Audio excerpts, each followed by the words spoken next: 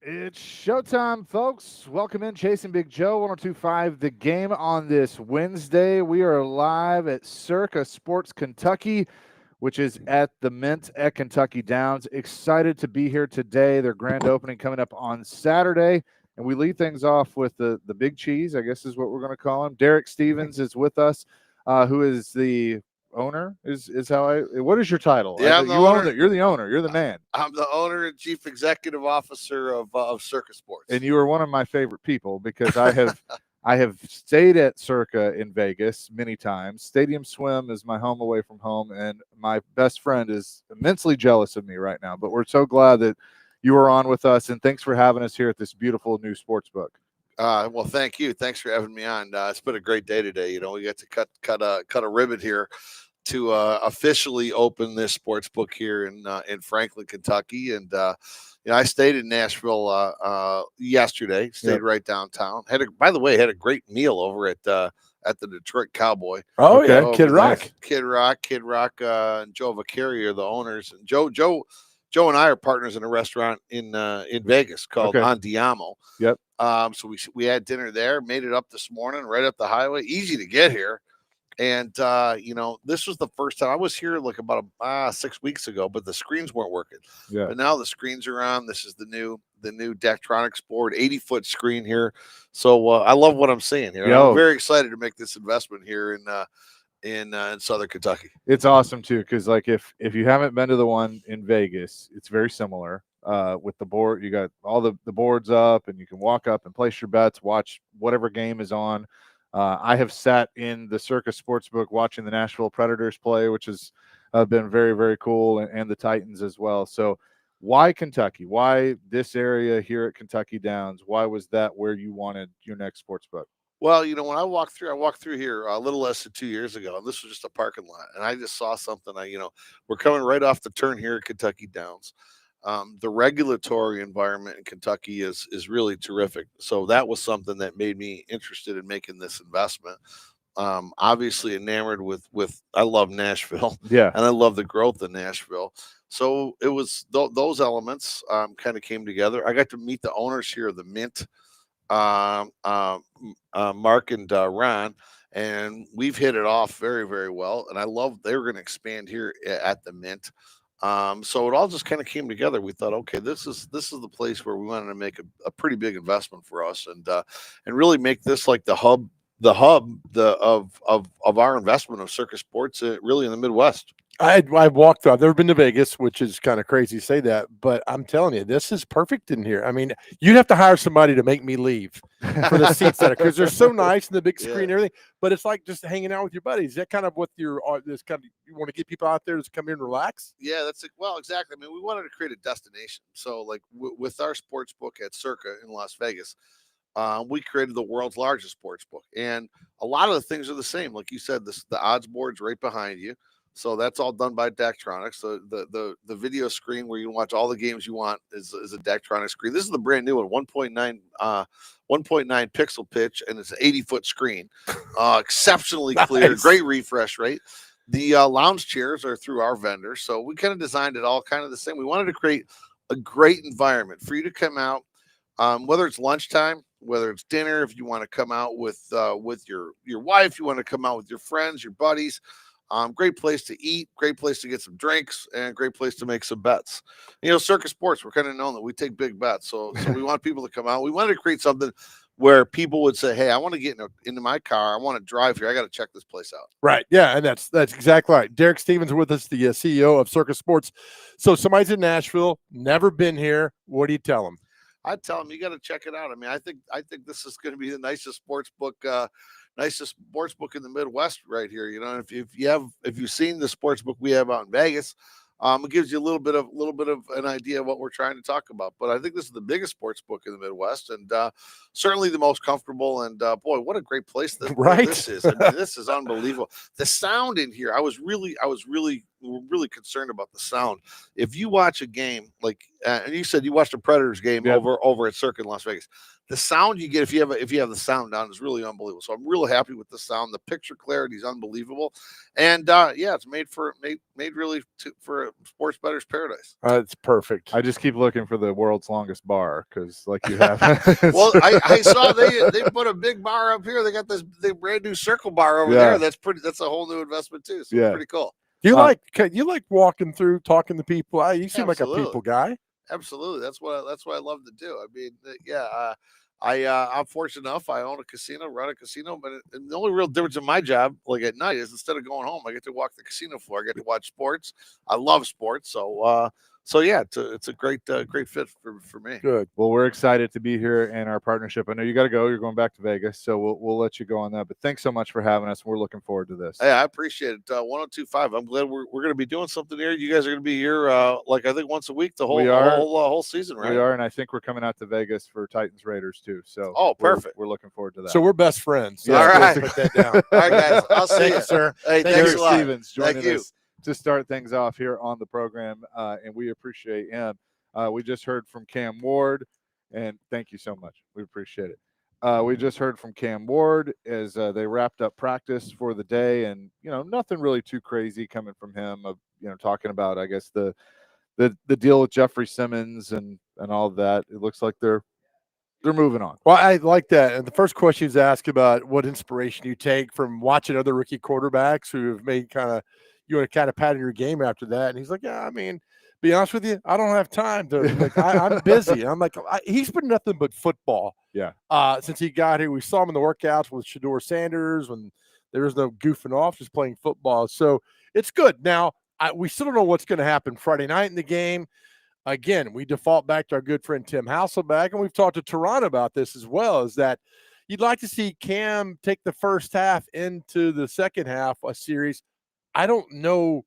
Do you really want him going to Denver and not taking a team into halftime yet? I don't know. So we'll see what happens. I'm with you, man. I just feel like that would make the most sense. Now, you gauge how things are going. I haven't looked at I think it's supposed to be a little cooler Friday, but no precipitation or any of that. I can't say it. I just no rain. All right.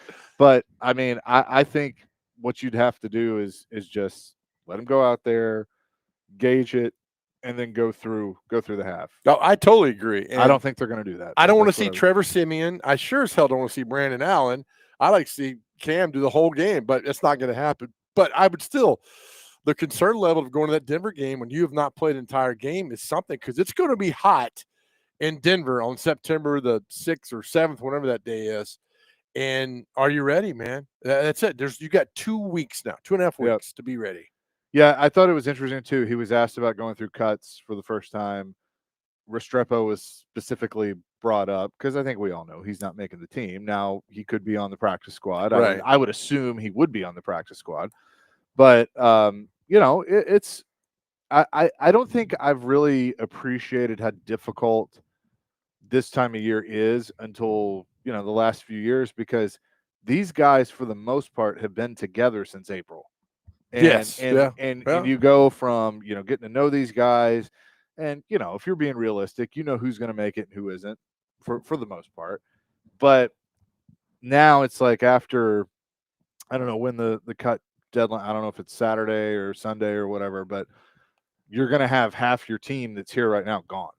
No, you're exactly right. I'm looking at the Titans depth chart right now, like specifically wide receivers. You got DK, Iomanner, Mason Kinsey's moved up, and then dropped the third team is, Bryce Oliver, Jaquan Jackson, James Prochet. I mean, so they're not taking 9-10 receivers on this list. So the competition in some places, when you cut these guys, is going to be, man, all right, we're going to cut this guy, but God, I hate it. Somebody's going to pick him up. And to me, that would drive me crazy, because the guy that you cut goes, and LeGarrette Blount is one that comes to mind. One that comes to mind. But again, how much we had to play with Chris Johnson there, we don't know. But the Blount ended up winning one with the Eagles and 2 with the Patriots Super Bowls. Yes, he has 3 Super Bowl rings, and I have held one of them. So, because I've talked to LeGarrette a few times about that, and he was like, "Yep, that was probably the biggest mistake." And Jeff Fisher has said that was one of the biggest regrets But he Well, knew. I mean, there was yeah, really that nothing was you the could thing, do. and I still to this day. You remember? For those who don't remember, Was it Garrett Javon Blunt. Ringer that they kept instead of him? Yes, it was. Blunt was the one Oregon player that hit the Boise State player who was being taunted. And I look, you in my face like that doing, sometimes you can't walk away. Anyway, he came here and then he had a practice before the cuts happened. And I Fisher will deny it, but I think they pushed Blunt after I was there. They pushed Blunt after the play. They were shoving him and he got tired. He snapped. Yeah. He went after, I think it was Bakhtari was a defensive end. Him, yeah. And then Blunt was cut after that. I think they wanted to see what his temper level was. But anyway, cuts happen, and then once they're gone, you've got to believe like, hey, all right, we're better off going this way than that way. That would drive me crazy as a GM. 615-737-1025 is our phone and text line, driven by WilsonCountyHyundai.com. The Titans have officially activated cornerback L'Jarius Sneed from the PUP list. So he was out there today. He is, and he said after practice that he feels like he'll be ready for week 1. We'll see. He hasn't done anything in the offseason or in training camp, but right. We'll see. He's officially off the milk carton, Dr. Crane. He is available. So we'll see what happens with that. We'll have more from practice to talk about that coming up next. We're live again today at the Circus Sportsbook here at Kentucky Downs at the Mint Gaming Hall. Their grand opening is coming up Saturday from 11 to 7. The Weekend Huddle will be here doing their show Saturday morning from 9 to 11, 5629 Nashville Road in Franklin, Kentucky. It is literally right across the state line, probably 35, 40 minutes from Nashville, a very easy drive up I-65. So you're going to want to check this out starting Saturday. They're going to do a deposit match. All customers, new and existing, are eligible for up to $250 in deposit match on the Circus Sports Kentucky mobile app. And so you need to do that on Saturday. We'll tell you more about what all they have going on coming up. It's Chasing Big Joe here on 102.5 The Game.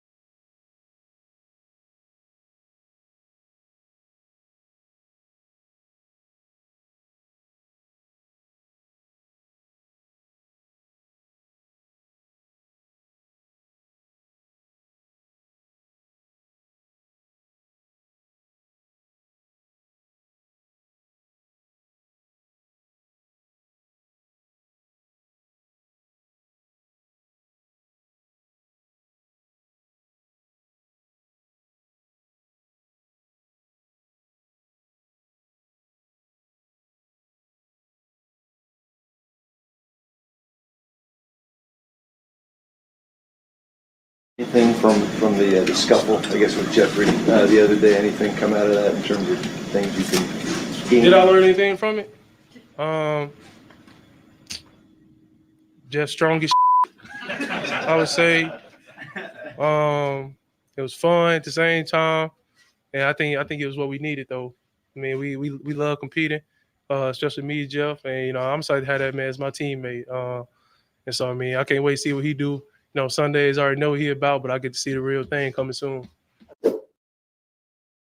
That was Cam Moore just a few minutes ago talking about the scuffle. Chasing Big Joe live at Circa Sportsbook at Kentucky Downs at the Mint Gaming Hall up here in Franklin, Kentucky, about 35, 40 minutes from Nashville. Okay, so here's what I'm going to say to his answer. I love his answer. I thought his answer was great. It's a big old kid, man. Here's the difference. He laughed at it. He took it in stride. He said, hey, I'm glad that happened. I love having that guy on my team. He's strong as you know what. Like, we're competing. That needed to happen. That shows that we're out here competing and have that. Whereas Jeff just took it as an opportunity to blame the media and say we blew it up too much.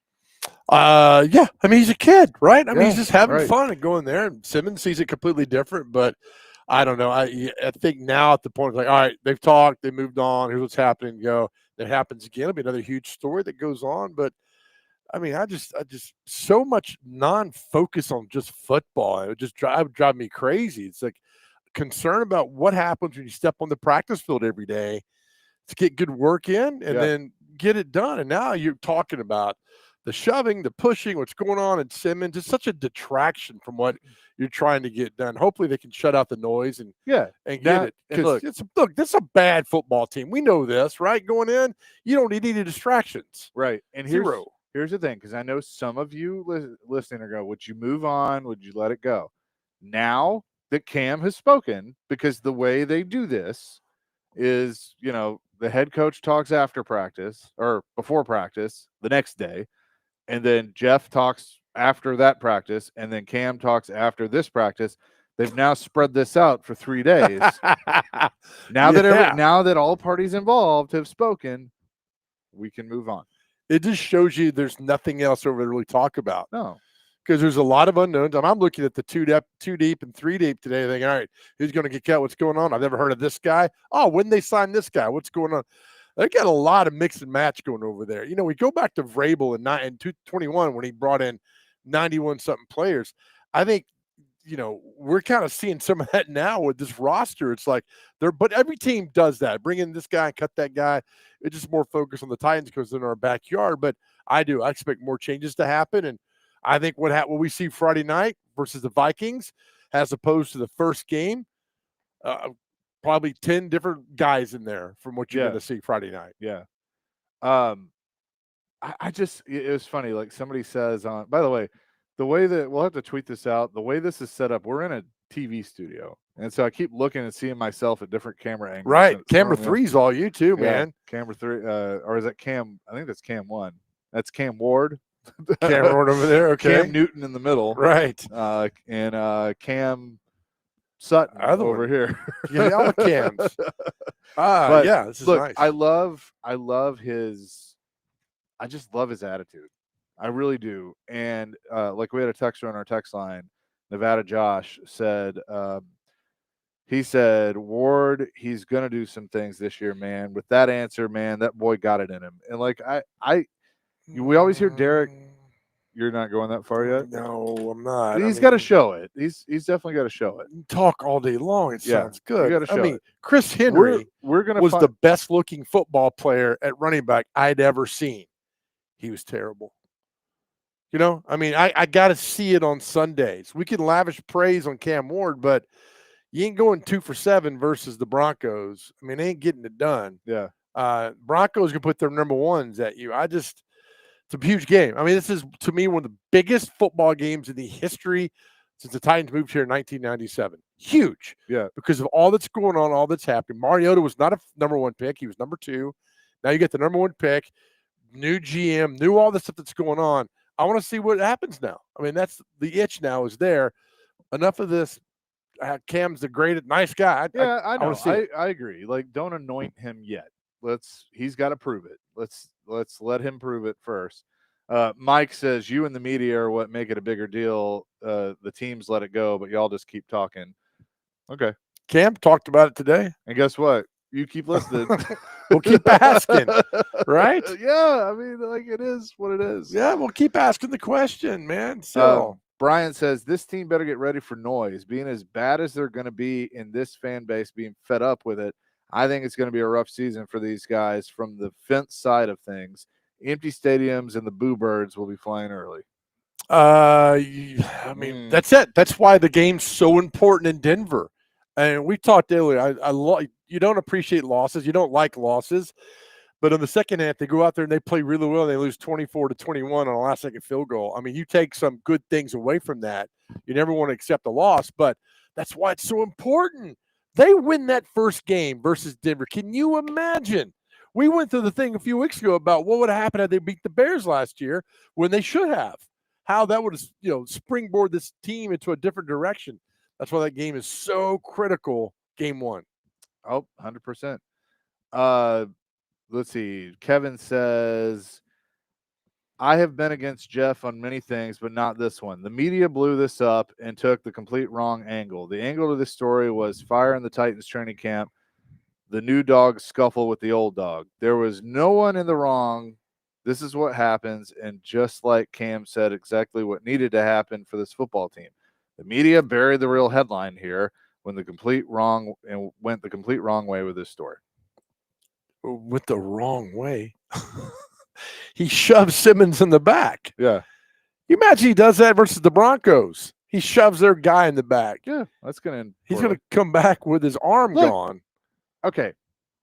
Here's and Kevin and Mike. I thank you for weighing in. I want you to understand something.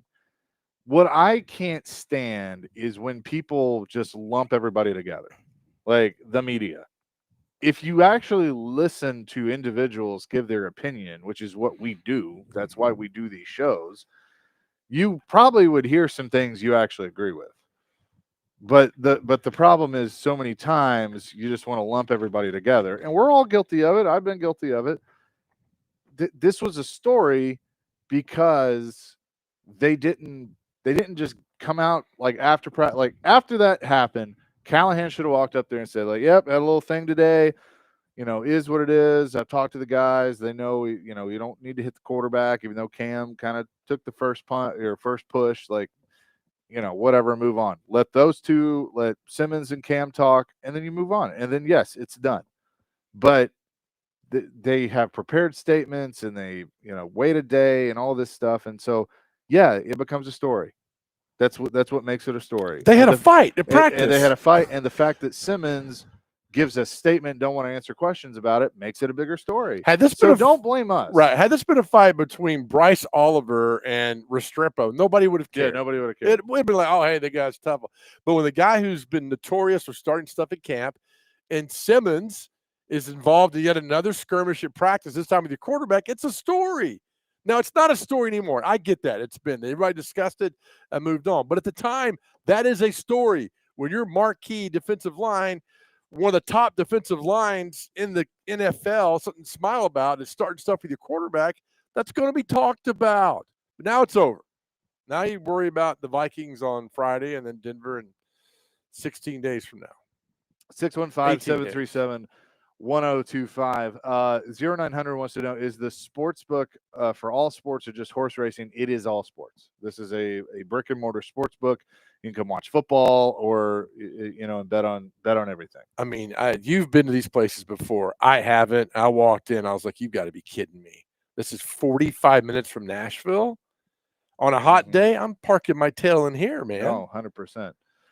Coming up next, we'll look at some other things from practice and also the news that L'Jarius Sneed has been taken off the PUP list. He is available. What does that mean moving forward for the Titans secondary? Also, actor Paul Reiser going to join us in the 2 o'clock hour. We'll tell you about what he's got going on actually up here in a little bit. So we will do that all ahead. Chasing Big Joe, presented by the Omni Nashville Hotel, live today at Circa Sportsbook in Franklin, Kentucky on 102.5 The Game.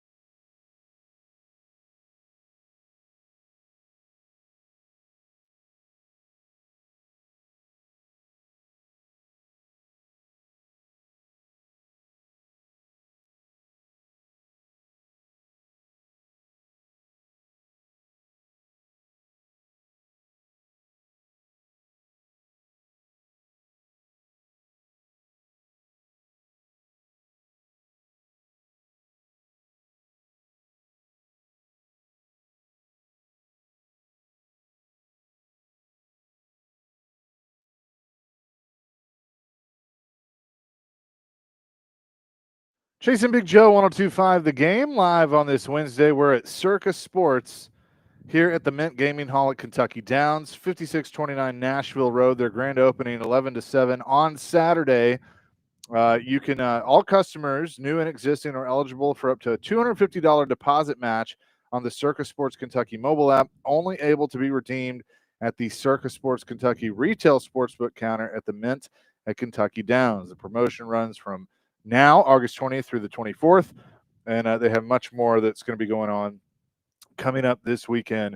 This place is awesome. If you're watching on the stream, you can see it behind us. Really cool view, but people still weighing in. You know, it's the media's fault that we keep talking about the scuffle, but you know, people want to talk about it too. So there is that. Kevin says says a lot of things. Joe, did you have guys you played with that were soft? What did the big dog on the team do to the soft guys? You know, buddy, what Cam did was stick a fork in the guy who barks a lot, but also whines when he's poked. He poked the bear, happens in college, little league. I'm sure the pros too. Cam is trying to toughen up Jeff. Jeff is soft and Cam knows it. I hope that's not the case. I hope I don't think Cam Ward's trying to toughen him up. I don't think I'm gonna say this right now. I don't think Jeffrey Simmons is soft. No, by any means. No, not at all. I would never say that. I don't believe that. I think he lets certain things get to him that he shouldn't, and as someone that lets certain things get to him that he shouldn't, I understand. Yeah, I thought Cam's doing that. It's just playfulness, but yeah, it's not really at this level. I like that they're out there competing like this. I like that they're it's fighting what we're with talking about at camp, because there's nothing else to talk about. There's nothing else going on at the outside linebacker or the, thank God Snead came back today, because now we can talk about that. Right. Now it's like, all right, some tangible things that are happening with the football team overall instead of pushing and shoving in practice. That's what's going on. Yeah. With L'Jarius Snead, I mean, what is a true expectation of him? Like, do we think he's starting week 1? He's in the already the depth chart, number 1, plugged in. So yeah, right. I mean, I think that's what's going to happen. He's there, and if he's healthy, he's released from everything else. Start practicing. Let's go. Now, I don't think we'll see him Friday night, but no, and you don't need to. I mean, that's fine. Just let him practice and get his, football shape back in football shape and all that stuff. Yeah, so he's plugged in at left corner, L'Jarius Snead, and then at right corner is Jarvis Brownlee, and then Amani Hooker and Xavier Woods. That's your secondary. Those are your guys, and then Roger McCreary's your nickelback that comes in there. But they think he can go. Look, if you can help the football team, put him in there. I think his salary is $17.6 million. Yeah. So get in there and play, man. Let's have it going on. Sonny, we're still talking about the fight because the quarterback talked about the fight today. Is that okay with you? Sonny says, why are we still talking about this fight? Talk about something else, please. The quarterback just spoke on it 20 minutes ago. That's right. So that's why. And it's a fight. We all turn our heads. Why don't you take it up with him? Hey, Cam, this is Sonny. What you up to today? Do you mind stop talking about that fight? We got stuff going on. I just laugh when people are like, please move on. Like, oh, okay. Yeah, sure. You run the show, so we'll do that. Actually, no, we're not. I think we both agree that this team doesn't have very much of a pass rush. In the middle linebackers, I am really just not sure about. The defensive front, the defensive line with Simmons and big man Tavondre, thank you. Yeah. I feel good about them. And then if this secondary comes together, does that change your view of the defense? No. Can you name the 4 linebackers on the depth chart right now that are starting? You can name one. Cody Barton. Okay, that's one. Cedric Gray. Nope. He's number 2. He's what? He's running with the 2s. I don't know. One outside backer is Draymond Jones. Okay, yeah, they just signed him. The other inside backer, James Williams Sr. And then the other outside backer he's had a good camp. Is the loudmouth Arden Key. Yeah. I don't think he's any good. Okay. Where are you seeing this, by the way? ESPN.com. Their depth chart, Titans depth chart. Cool. They're not there. They plugged in Snead right at corner, so I'm assuming that's updated because he's now eligible to play and to get in there. That's the whole thing. We don't know about this defense. I don't know these guys. I really don't. Hell, Jim Wyatt doesn't know these guys. That shows you. I mean, they're bringing in people left and right. That's why we'll see after. There's a lot of unknown. Let me tell you this. The unknown is better than knowing they're terrible. Does that make sense? Yeah. I mean, Draymond Jones might be the second coming of Lawrence Taylor. I don't know. Right. I'm excited to see these guys in action versus Denver. I could care less about Friday night with the Vikings. I think the crazy part about this team and a lot of because of the unknown and what you said is they could very well be a lot better than we think, and they very well could be a lot worse than we think. That could be the worst team ever put in the NFL. Going into, based on everything that you know right now, can you honestly say this is the 32nd team in the National Football League? No, can't. I don't feel that way either. I don't know. I don't know these guys. I mean, maybe Jarvis Brownlee has another breakout year. Maybe Snead comes back and plays like a top-level cornerback. I like Amani Hooker. He's always around the ball. Maybe Xavier Woods can be that other safety that they need. I mean, there's things that we don't know yet. That's why the Denver game is so important because, look, they go out there and somehow, some way, pulled off a victory in Denver on that, and they come back for 2 home games versus the Rams and the Colts. I mean, it's a wholly different season we're going to see right now. And maybe these guys can do it. Sebastian Joseph Day, I like him. Yep. He's overshadowed by Sweat and Simmons, which is fine. The FCC doesn't like him, but all right. But we like him. Which is fine. So they got some talent here. Could come. You just never know. And yeah, I know we made a lot of the pushing and shoving because your quarterback and your star player involved. That's why. And then so now, they get a week off, 2 weeks actually between the last preseason game in Denver, and get your things in a row, man. We don't enjoy talking about quarterback shoving your defensive lineman. We don't have to talk about other things that are tangible on the field, but right now we don't know. Are the Tennessee Titans today better than the Daniel Jones-led Indianapolis Colts? I don't know anything about the Colts. I think their roster outside the quarterback is probably a little bit better than the Titans, at least on paper. But if Daniel Jones is your starting quarterback, I don't know. I don't know about that. I mean, you get one Daniel Jones career win over the Vikings in the playoff, and you're good to go with all that. So I don't know. I mean, but that's game 3, and that might, does Anthony Richardson stir the pot? Give me a trade, get me out of there. There's a lot of things that could happen with the Colts. Real quick, let me ask you this: you've been to Pittsburgh, right? Yep. To a baseball game. Yep. There's a baseball game on in the studio. Has the sun ever shone on a Pittsburgh Pirates baseball game? Every time I turn on a Pirates game, it's always overcast and cloudy. Every time. Yeah, the one I went to, it was shining in right field where I was sitting. Was it nice? Or left field. Yeah. No, it was right. I mean, it was nice. It's one of the nicer parks I've been to. But it's always overcast and dreary when I turn on a Pittsburgh Pirates game. Those helmets are so cool. But every time I turn on a Pirates, so it's over your shoulder, I'm like, I could tell you what stadium and game that is without even knowing the teams. Yeah, it's overcast. PNC Park, right next to what was Heinz Field.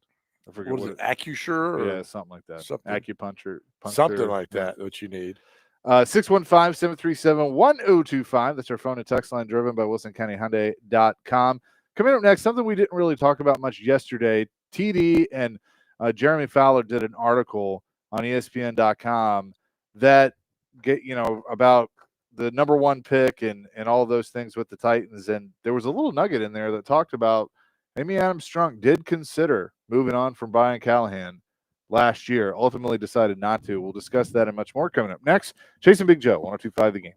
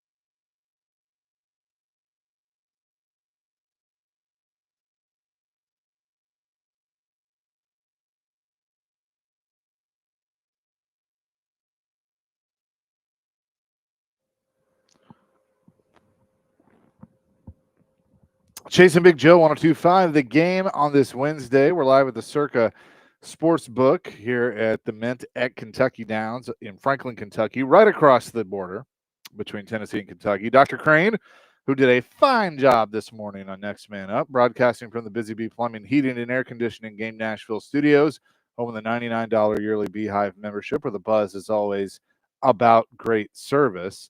And be a hero and save a life today at the 12th annual Williamson County Battle of the Badges Blood Drive. The drive will be held at Brentwood Concord Road Library today, going on right now until 6 o'clock. 1025 The Game will be on hand until 2 with swag to give away and a chance to win free concert tickets. So please go and check that out. But we're excited to have a partnership with Circa and to be here. DVD will be here as well. Teron Davenport and Jeremy Fowler have done a very nice article about Cam Ward, the number one pick history, including Bryce Young, Caleb Williams, and how it hasn't fared well when it comes to head coaches having the number one overall pick. There are a lot of quotes in here from Brian Callahan and Cam Ward talking about the journey to this point. But what's interesting is ESPN roster rankings that just came out have the Titans 28th out of 32 teams. So Joe and I just discussed it of, do we truly think that this is the 32nd ranked team in the National Football League? Both of us said no, and ESPN agrees and says they are 28th out of 32, Joe. So towards the bottom, but not quite at the bottom. Hey, that's an improvement, right? Only way to go is up. Yeah. So there's also, nuggets in here that the organization that Amy Adams-Strunk considered making a coaching change and ultimately chose to stay with Brian Callahan. We've obviously given our opinion on him that there are things we need to see drastically improve when it comes to him being the head coach. I guess I will say, and they reference this in the article, that, at least now he's going into year 2 of calling plays. He doesn't have a rookie quarterback as a first-year play caller. He's learned some things from that. So how much of a difference do you think that can make now that he has a year under his belt as a play caller? None. I want to see you win games. Again, you go to the Patriots game, you're 1-5. I think that's their 7th game. They play Vrabel, and you get beat. I mean, she's short fuse. We've seen it. We know what's going on there.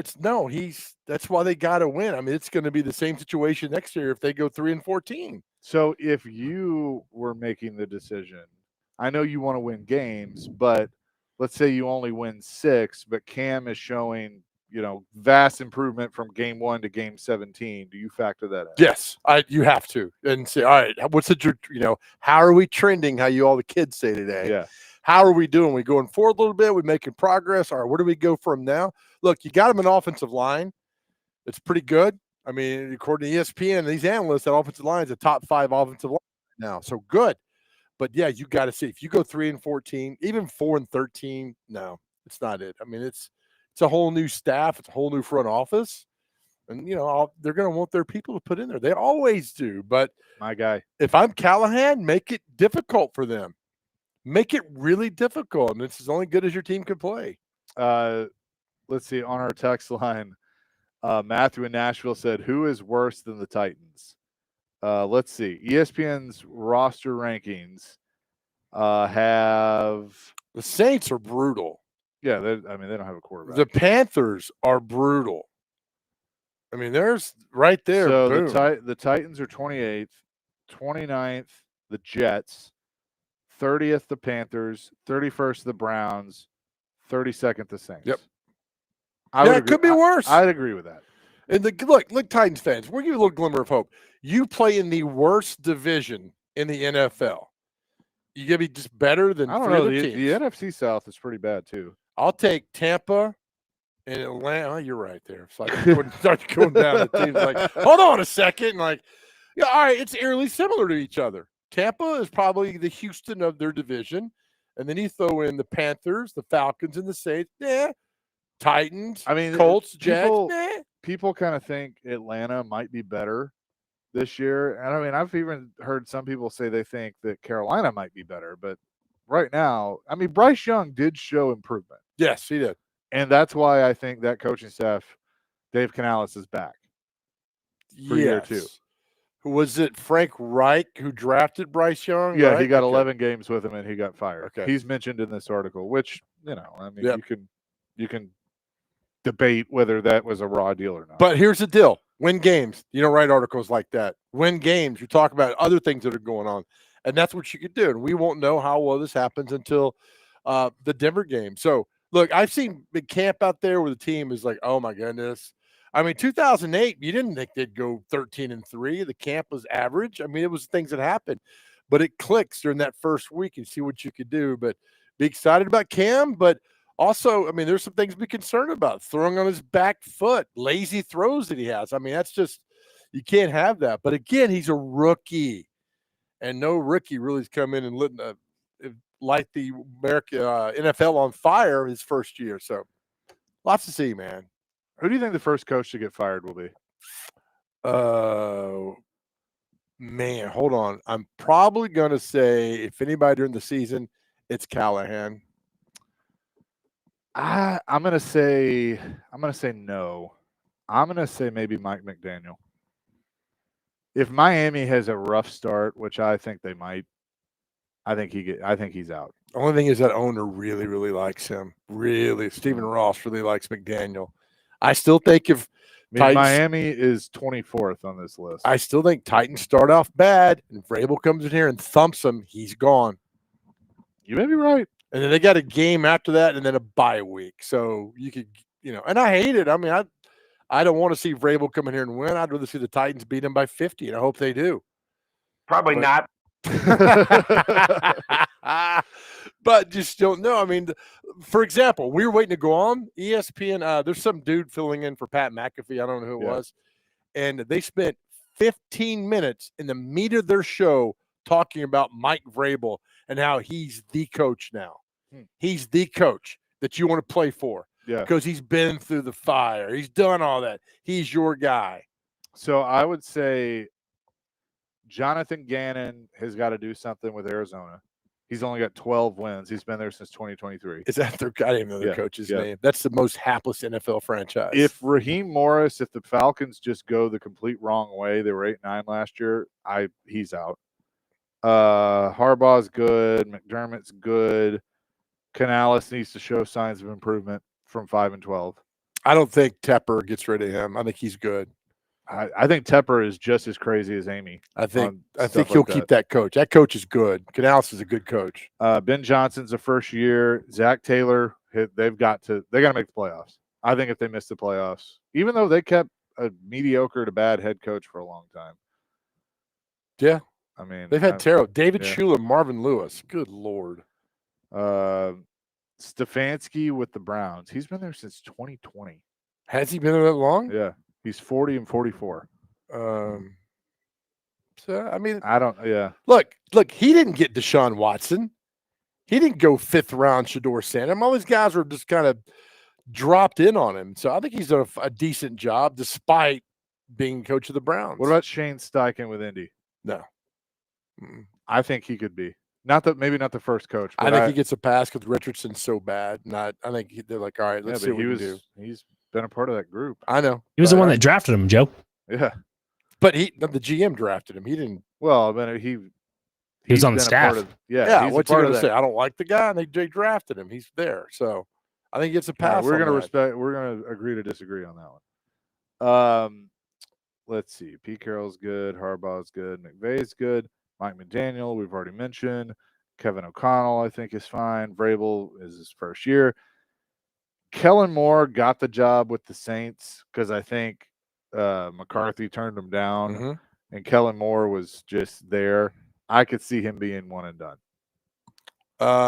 Yes. I don't think he's a head coach. But same vein as in Callahan. Yeah. At least I think Kellen Moore called plays. Brian Daboll could be the first head coach fired, even though they don't have a quarterback. But Chase, all the media up there. I mean, that's all you see on ESPN is how great the Giants are going to be. Okay, right. That's a mess. Mike McDonald, no. Todd Bowles should be fine. Yeah. So, I think that'd probably be it. So Callahan's in the top 3. Oh yeah, Callahan's in the group. But again, that's why beat the drum again, Joey, on the Broncos game, how important it is. And that's just, we'll see. We'll know a lot about this football team after that game.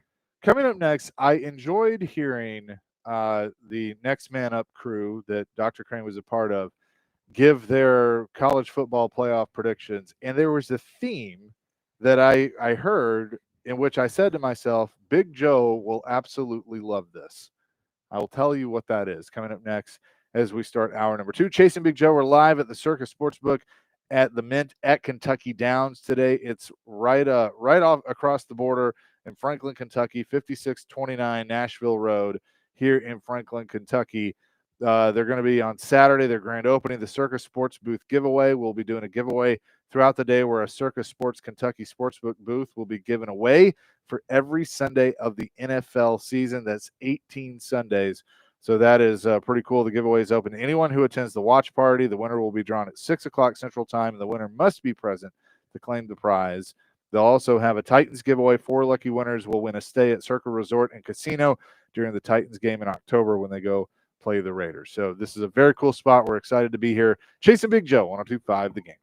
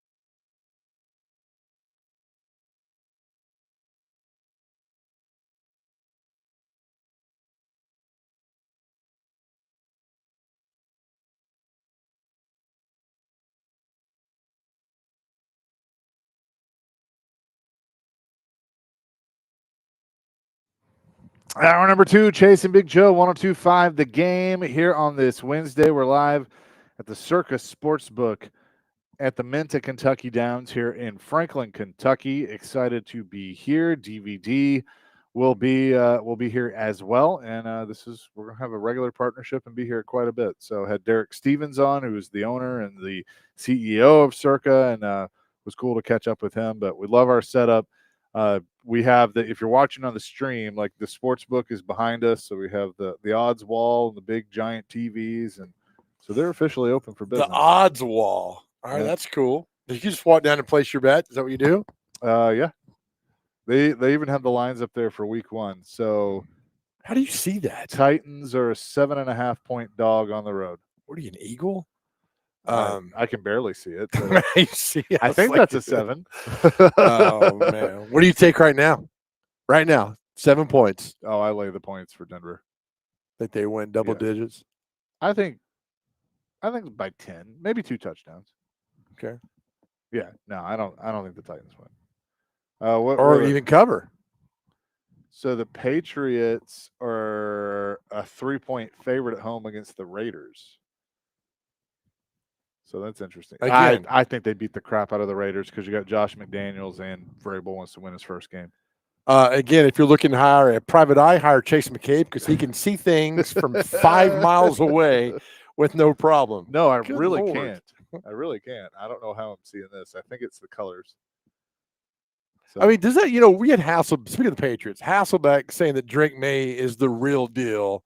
You built that roster a little bit. You got Landry and a few of the guys come in there. I mean, that guy's he's set up for success. But all you have to do this year is be the second best team of your division. You're not better than the Bills. No. But they're better than the Jets, and they're better than the Dolphins. Oh, yeah. Poor Dolphins. So, I mean, you could get a wild card. I think so. My goodness, yeah. Can you imagine the reaction if he gets them in and and the Titans don't? They move on. I mean, it's what are we doing? What are you doing with your hands? David in Murfreesboro said Saints fans are excited about Kellen Moore. No, I'm a closet Saints fan. No, we're not. They're not. He got the job by default. Was he not the last one hired? Yeah, I think he was the last head he coach was hired. Kind of like it's like, oh, we couldn't get 3 other people, so we'll go with him. It's like, what? We need a head coach eventually, right? That Kellen Moore guy. Peyton left, Drew Brees left, and they just really account for all that. And now the only kind of thing left there is Kamara. And this will be Kamara's 9th year in the National Football League. Came out in 2017. This is his 9th year heading into. So I don't know. I mean, it's rough. I mean, for the Saints when you don't have a quarterback. Yeah. There's not really a lot of talent on that team. I mean, so at least the Titans got a bit more talent than the Saints do. Earlier today, I heard on Next Man Up with Jake Lyman, Dr. Crane was co-hosting, and Connor Newt was producing, and they did their predictions for the college football playoff. And what I thought was interesting is, and tell me if I have this right, Nick, that Jake had Penn State missing the playoff, and you and Connor had them getting beat in their first game, correct? That is correct. And ChatGPT had them getting beaten twice, which is something interesting in that. So a theme there of Jimmy Frank either misses the playoff or gets knocked out in the first round, which I think if that happens, his time in Happy Valley might be up. Well, I don't know about that. I mean, it's a good football team they got there. He's going to – Connor said they're not making the playoffs? No, Jake said they're not making the playoffs. Jake, you better than that. Penn State is absolutely loaded. And I've predicted an Alabama-Penn State national championship game. That's what in Bama wins? Bama wins, yeah. I mean, I think Penn State could be the team to put it together this year. They are low defensive-wise. They're loaded. They got a quarterback. They got a lot of good things on that team that are right in the Jimmy Frank's kind of wheelhouse, and you got to get past the big dogs in the Big Ten. We know that, but if you go 10-2, you get in. Look at Indiana got in last year. That crappy schedule they have, but I think this might be Jimmy Frank's year. I think that's a good football team. Well, but that's the point. I agree with you. I think they are a good football team, but if they don't, at least make the semifinals, again, it comes down to, can he win the big game? And I think that's where the pressure would really be on him. Because he's like Lane Kiffin. What's what's he won? Lane Kiffin has won nothing. His biggest win is probably against Ohio State, which was it's been a while. Kiffin? No. Oh, Jimmy Frank. Yeah. They won the Big Ten like a couple years into his. That was the year they beat tenure, and they beat Ohio State in a thriller in the regular season. Yeah. So there's a lot of talent still there with Ohio State and everybody there. But I'm telling you, we'd love to see Alabama. It'd be especially better if the game was played at the Sugar Bowl, reminiscent of the late '70s game down there between Alabama and Penn State. But his record at Penn State is 101-42. 70% roughly. Yep. And then Vandy, he went 24-15. So he had a winning record at. Say that again. 24-15. Isn't that crazy? Yep. He came in and just for those 3 years, 11, 12, 39 13, games. And it was great. I mean, he just got in that indoor facility and then bounced out. And what do you think his bowl record overall is? 2-8. 8-7. 8-7. 2-1 at Vandy, 6-6 at Penn State. Okay. Lost the Liberty Bowl, won Music City, won the Compass Bowl, won the Pinstripe Bowl, lost Tax Slayer, lost the Rose Bowl, won the Fiesta, lost the Citrus, won the Cotton, didn't make it in 2020, lost the Outback Bowl, won the Rose Bowl, lost the Peach Bowl, and then in the playoff last year, won the first round, won the Fiesta, and lost in the Orange Bowl. Who'd they beat in the Fiesta again? Boise? That was, 31-14. Okay, yeah. And that was not even close as the score was. Lost to Notre Dame in the Orange Bowl. Okay. 27-24. Oh, that's right. Yeah. So I think Penn State's there. And look, it's going to be the usual suspects, Georgia, Alabama, Ohio State. It's who's going to crack in there to make people feel uncomfortable. Is it South Carolina? Can they capture the magic they had last part? I just think they're going to come up short. Well, that's the problem. So many guys leave and go on. It's so hard to compare 24 to 25. When you do that, it's unfair because so many things, like Middle's got 49 new players. Yeah. Was that right? No, I thought it was like 60 something. Something like that. Yeah. So, there's a lot of schools that got all that are going on with these new guys. It's tough but if you can keep the guys around and keep them going and keep them happy, re-recruit them. You got to re-recruit them every time. Then you got something. I think Lenora Sellers could win the Heisman this year, but I don't think they make the playoff. They came on strong last year and did all that. And now the thing with I feel bad for Arch Manning. I really do. What did Grandpa say? I don't. Because he hadn't played this year. Like, he's going to come out next year. He's going to stay next year. He's going to come out next year. He hadn't played one game. We don't know how good this guy could be. We don't know. We'll know next week when they're on the road at Ohio State. And if he comes out and throws a dud, oh my goodness. I think one of the surprising teams, and the guys talked about it this morning, could be Texas A&M. Really, you could have three, like Texas Tech, Texas A&M, and Texas, all hypothetically have a chance to make the playoff. I think they might have the most brutal schedule in all of sports. A&M? Yep. It is brutal. If I can find my ampersand and type in Texas A&M schedule. That's the only thing I remember out of high school is the ampersand that went on. But I think A&M, look, it's the whole thing is with the schedule of running the gamut. Right here. All right. UTSA at home, Utah State at home. That's 2-0. At Notre Dame. Ugh. Auburn, Mississippi State, Florida, all at home. Okay. At Arkansas, at LSU, at Missouri, South Carolina at home, Samford at home, at Texas. Yep. So Notre Dame out of conference. That's a rough one. Auburn, who knows? Who knows? Florida, who knows? LSU, who knows, right? But that game, November 22nd, that's the one they got to look out for, though. Samford. Samford. The Bulldogs going to roll down there. The Bulldogs have actually reached out to me and asked that you not acknowledge They would love that very much. And then the last one with Texas. So, like anything else in the SEC, it's pretty brutal. A lot that goes on. So, I don't know. Could you imagine a scenario where A&M does make the playoff, as does Texas, and the way it works out in like the quarters or semis, that it's Texas versus Texas A&M. I don't think anybody would not like that.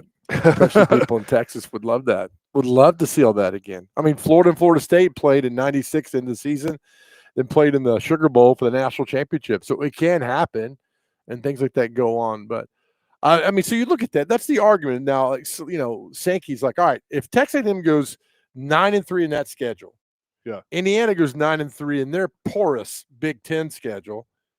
Eye test. You take Texas A&M. Just by the simple eye test, you do that. Yeah. We're gonna have that problem again. And now, who proposed 2018? The Big Ten. Get out of here, man!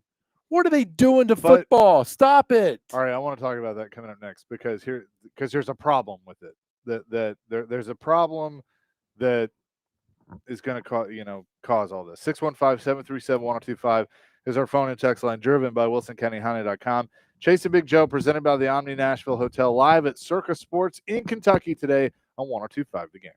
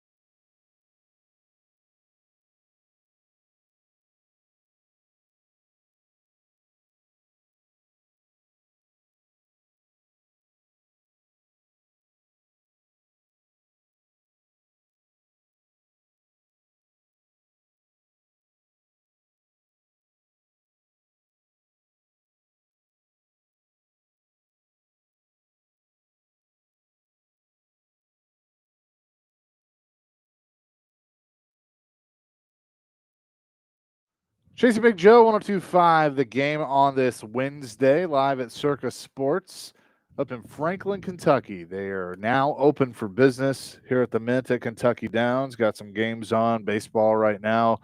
Tigers lead the Astros 7-2, and the Pirates, I think, were up as well. I don't know. I all know it's overcast and miserable in Pittsburgh. It is. It is indeed. So you were bringing up that the Big Ten, is proposing like a 2018 playoff and all this stuff. Here's the problem. Where there's smoke, there's fire. Like the fact that now this is being pitched, it may not happen immediately, but like it's going to happen. You think so? I think 16's enough, but I mean 12 is fine. Like if they kept it at 12, like right. That's fine. But the Big Ten, considering 24 or 28 teams, I mean, what a joke. They're all going to look. The Big Ten and the SEC are basically running the show here, and they're going to look at it as, hey, this is an opportunity that we can make more money. There's more revenue. The TV networks will look at it. They'll love it, and it'll happen. What a joke. What an absolute joke if that happens. You're rewarding mediocrity. And it'll be like the NFL, and it'll water down the product. And that's the worst thing that could happen to college football is become like the NFL. The absolute worst thing it could happen, become the NFL. Look, every Saturday used to matter. Now it doesn't. And that's really taken a lot for me to get over because every Saturday meant something. Oh, if you lose now, you lose next week, you still kind of squeeze in. We're just rewarding mediocrity. You go to 26, 28 teams, you are rewarding mediocrity in college football. And there's enough mediocrity in the world right now, you don't need any more. You guys are all happy. Let's expand Major League Baseball. Major League Baseball sucks, all right? There's maybe 6 good teams, maybe. The 24, 26 other ones aren't good. I'm watching around. They aren't. Look at the standings. Aren't good. We're rewarding mediocrity now, man. You're diluting championships. It's a joke. It's an absolute joke. It's hardly ever earned anymore. It's kind of like, it's more or less, well, they lost, so we're in, and all that other stuff. It's just, I just don't go that way, and then you'll see what happens. Everybody gets in. We all want to get in. Everybody gets in. It's also happy. I think it's an absolute disaster. If they do that, you've ruined college football. You're damn near close to ruining it now, but you do that. Yeah, but the problem is, like you say, that they're close to ruining college football, but people are still going to watch and support college football because people are soft. People are soft. It's just they want. Give me your 24 teams. We can get in there. Yay! It's not earned anymore, man. It's not earned. It's I don't. It just kind of it's very confusing, and you see the way football was, and it's. For 99% it was fine, and now they screw with college football and everything else. And all we do is spend our time talking about the NIL. That's it. Very rarely do we talk about on the field what's happening. That's why I'm so excited when games get here. We can actually talk about games, what transpired on the field. Everything defaults back to the NIL. And, it started last year with Nico and Spring and the money that was promised. I mean, it just overshadowed everything. And to a point, it's like, all right, enough is enough. Enough is enough. I'd be more content. I love MTSU. I'd love Cumberland. If they're going to do this, there's other football to watch that goes on instead of all this get 28 team and nonsense.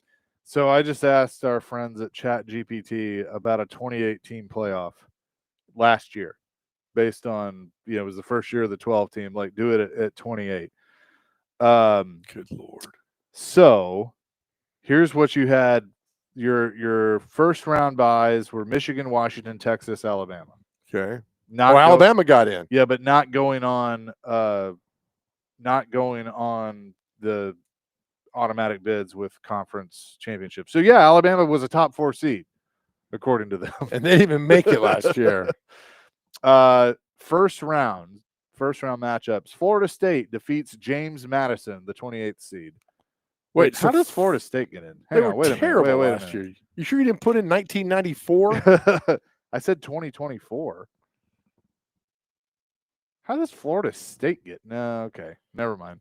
It's lost me on this. Yeah. You seen that brainwave? Dr. Crane, you saw that brainwave study when you use Chat GPT as opposed to using your brain? Yeah. Yes, I have seen this. Yep. And it shows how, you're not using the creative part of your brain when you just plug stuff into AI like that. It's kind of sad. Yeah, you just turn your head into a brain rot. No, this is we're just gonna say no to that. Florida State was what, 2-10 last year? Yeah, what I wonder if it took 2023. Or maybe it took the 2024 preseason poll. Maybe. Could be. Yeah, either way. They started out the season ranked and they lost to Georgia Tech and Ireland. Is that right? Yeah.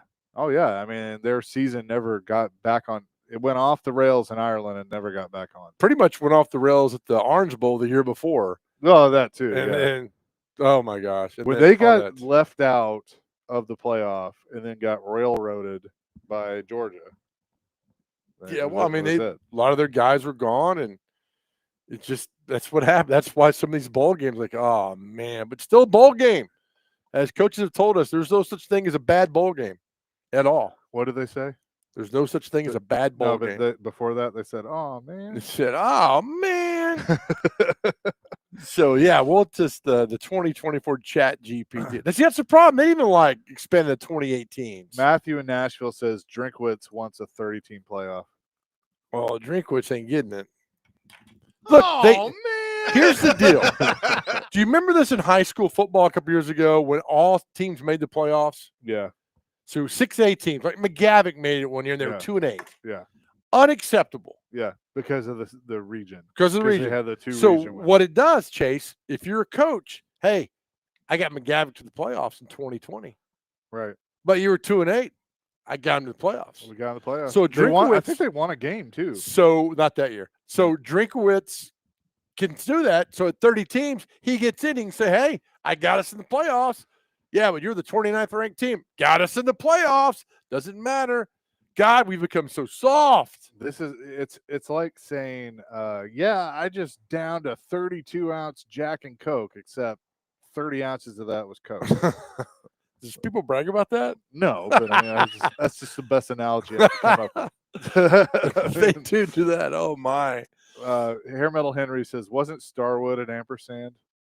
It sure was. Yeah. If you throw left and right handed, you're called ampersandrius. Okay.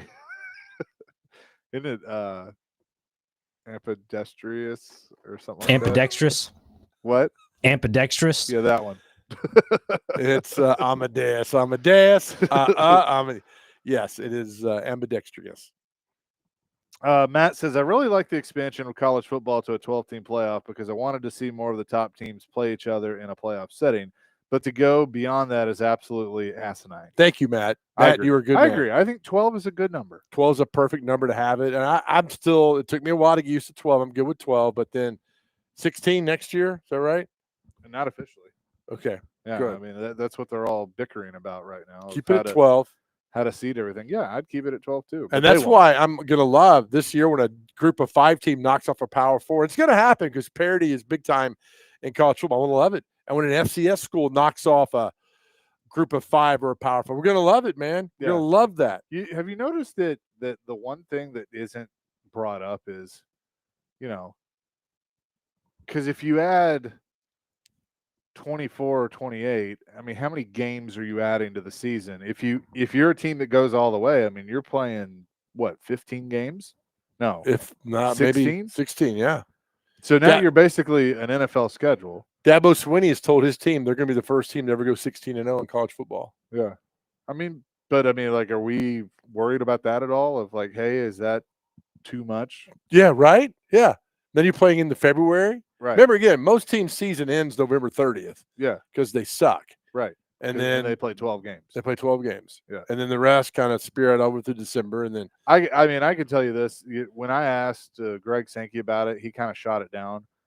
But it's the way you asked him, though. The championship games are going away. They have to. Like, the coaches are going to demand them to go away. Here's the argument again. You are Arkansas Razorbacks, Chase McCabe team. If you beat Georgia in the SEC championship game, you're in the playoffs. Right.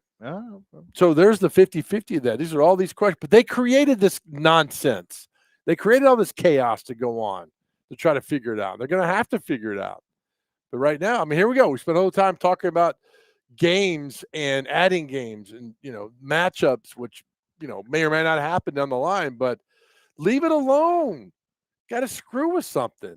Matthew in Nashville, people who want the 24 to 30 team playoff model are like those obnoxious parents who want every child to get a participation trophy, and Sankey wants the entire SEC in it. That's a great point to do that. That's a good one. The people who want 24 teams are the same people who will email you and say, "Hey, you got a quick second for a call?" Yeah.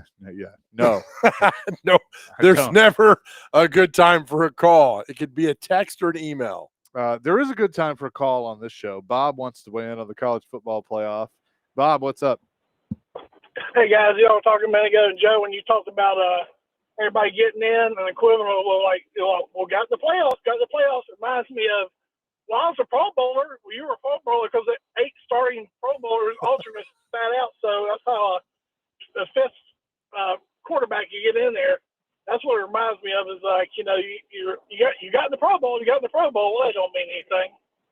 Bob, you're exactly right. I remember Vince Young got in the Pro Bowl after 2006 because there were 3 or 4 of the quarterbacks who got out. That's why now if you're a Pro Bowl, it's like, yeah, who's out that you got in when you're like that. Great point. Thank you, Bob. Appreciate the call. Thanks, Bob. That is true. 615-737-1025. We'll get back into the Titans coming up next. We're live at the Circa Sportsbook up here in Franklin, Kentucky at the Mint at Kentucky Downs. Chasing Big Joe, 102.5 The Game.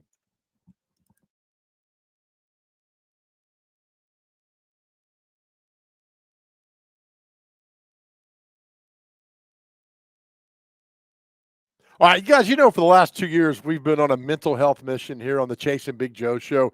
We tell you all the time, if you are struggling, please talk to somebody. And as I say all the time, our world's a better place because you are here. And talking to someone really helped me in my journey. If you're in that dark place, I want you to know that help is around the corner. I'm so excited to say that we have partnered with Unity Psychiatric Care. It's a wonderful place right here in Middle Tennessee for you to get well.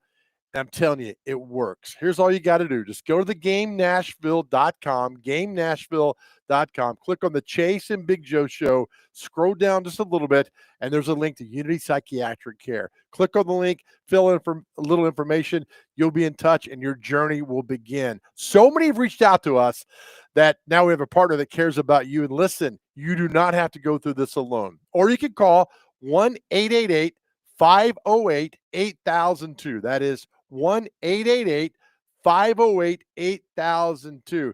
We tell you all the time that we love you, and here we go. Just go to GameNashville.com, click on the Chase and Big Joe tab, and you'll see the Unity Psychiatric Care information. Help is just around the corner.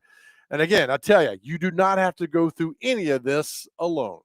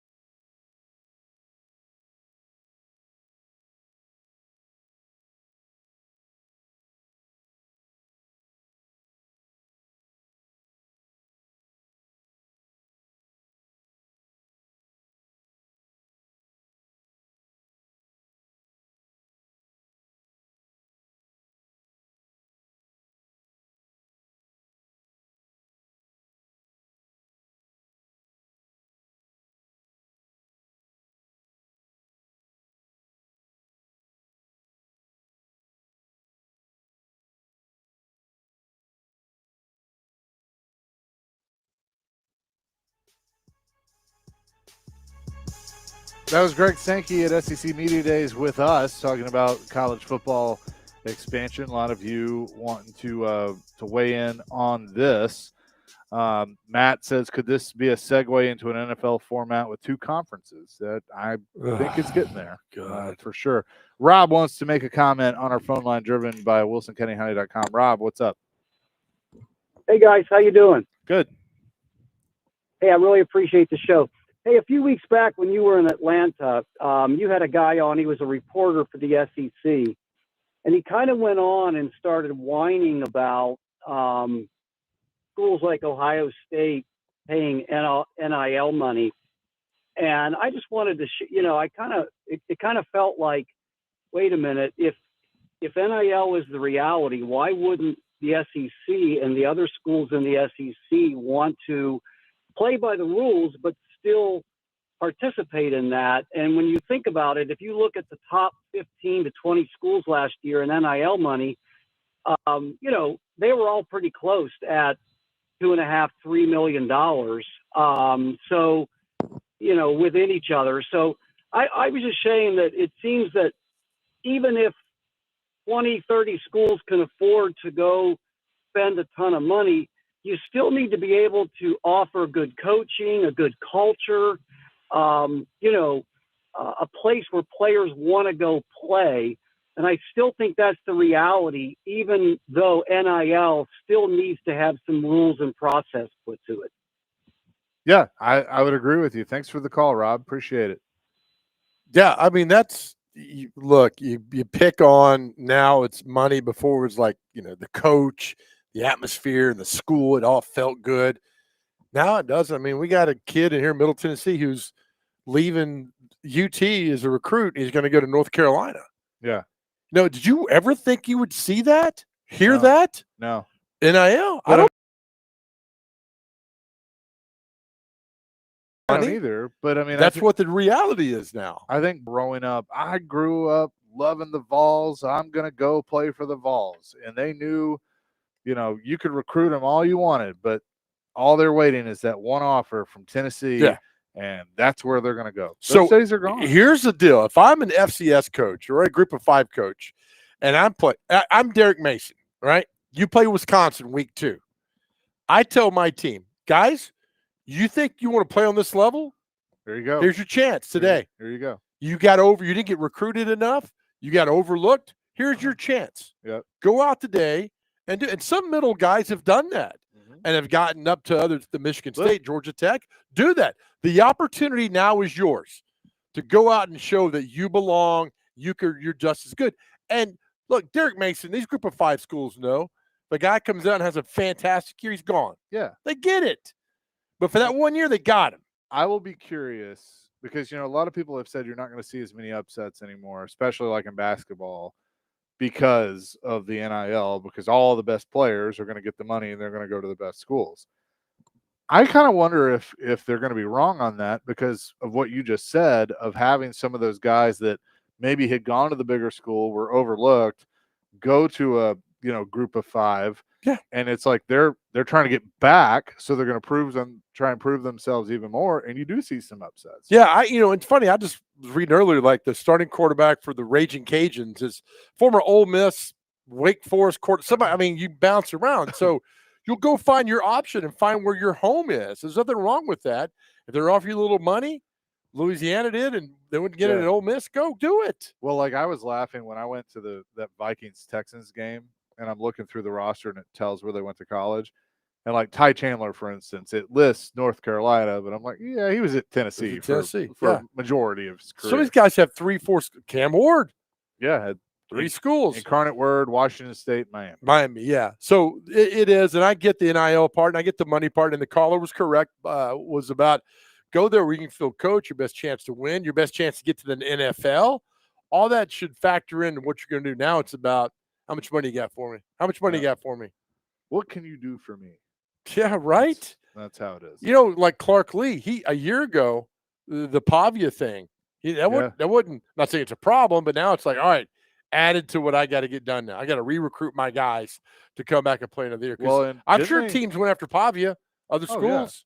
Well, because I think they were paying, was it Deontay Johnson, or who was the backup last year? God, I remember now. He was the guy that they had paid to bring in, and then Pavia ended up taking the job. Yeah. So, that's kind of how it worked. But an interesting discussion for sure.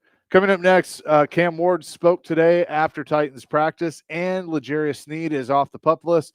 We will discuss that. And actor Paul Reiser coming up at 2 o'clock. It's Chasing Big Joe live at Circa today here on 102.5 The Game.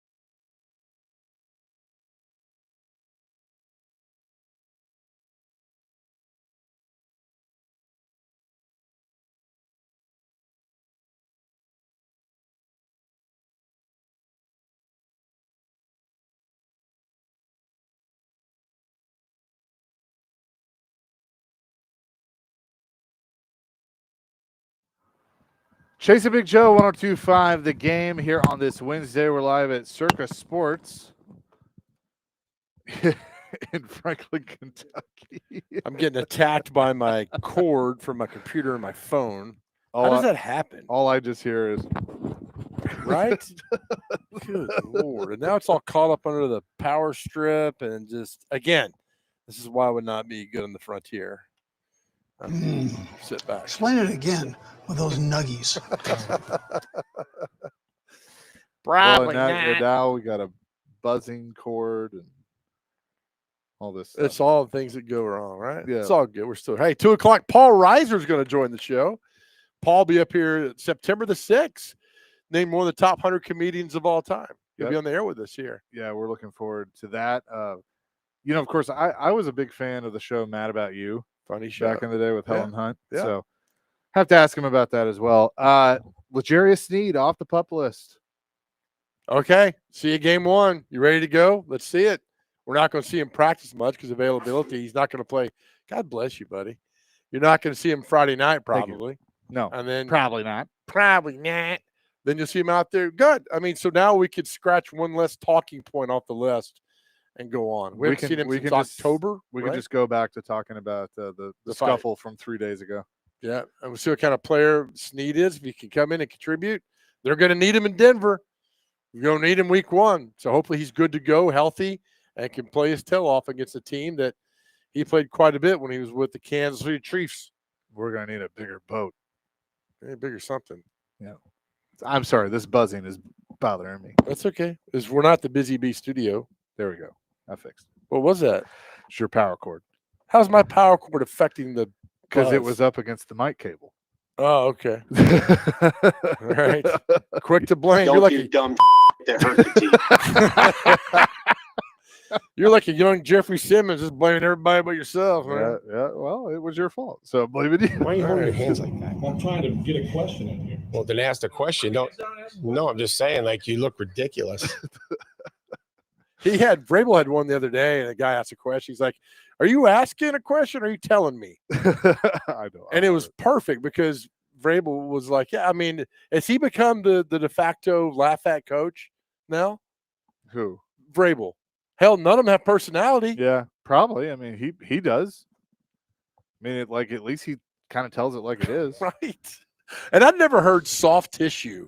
No, that's ever his favorite thing. Until with David Long and soft tissues. Man, and who was the other one that got Christian Fulton? Oh yeah, soft tissues. She didn't like him either.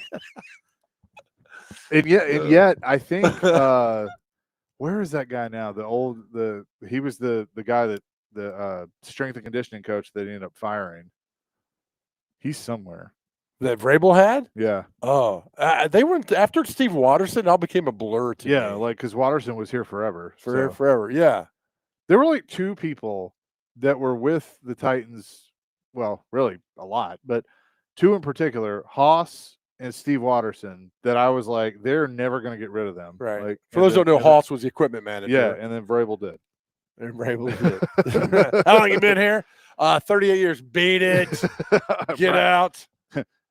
And I'm looking forward to 39. Probably not. Yeah, I always go back and laugh if this happened when Munchak fired Chris Palmer. Yeah, on his birthday, supposedly. On his birthday, right? And we laughed about Munchak putting like a birthday gift in his like, hey, real quick, come see me. Happy birthday with like, here's a new pin or something. And then Palmer comes down the hall and it's like, yeah, it's my birthday. Here's a present for you. It's your severance. Get out of here. Your key card. My key card didn't work. Oh, well, that's remember getting hired? This is for those who just moved to Nashville. Look, we've been through some hell with this Titans franchise throughout the years. And when Mike Munchak took over 2011, he hired some old buddies, and then he fired the offensive coordinator halfway through the season and promoted Dow Loggins. Yeah. And the thing was, and Dow's shorter than Dr. Crane. No offense, Dr. Crane. And the thing was, if he speaks to the team, he's got to have a stepladder. And so word got back out to some of the Titans players that heard us talk about that and laughed. Have a good time with all Dr. of it, Crane, man. where is Dowell Loggins now? I'd say he's probably under a ladder because he's that short. I don't know. That's a bad joke. I'm going to get back to producing. He was at – wait, hold on. He was at South Carolina? He was. That Mike Shula took over that job. He's a head coach somewhere. Hold on. Head coach. Appy State. Yep. He's the head coach at Appalachian State. That is correct. They'll need multiple step ladders there to get him up there. Hey, to talk he's to the on team. he's on a step ladder to a better job, maybe. But he's been Dow Loggins was the OC here. Then he went like to the Browns. Bears. So his first ever coaching job was here as an offensive quality control coach. What year? 08 and 09.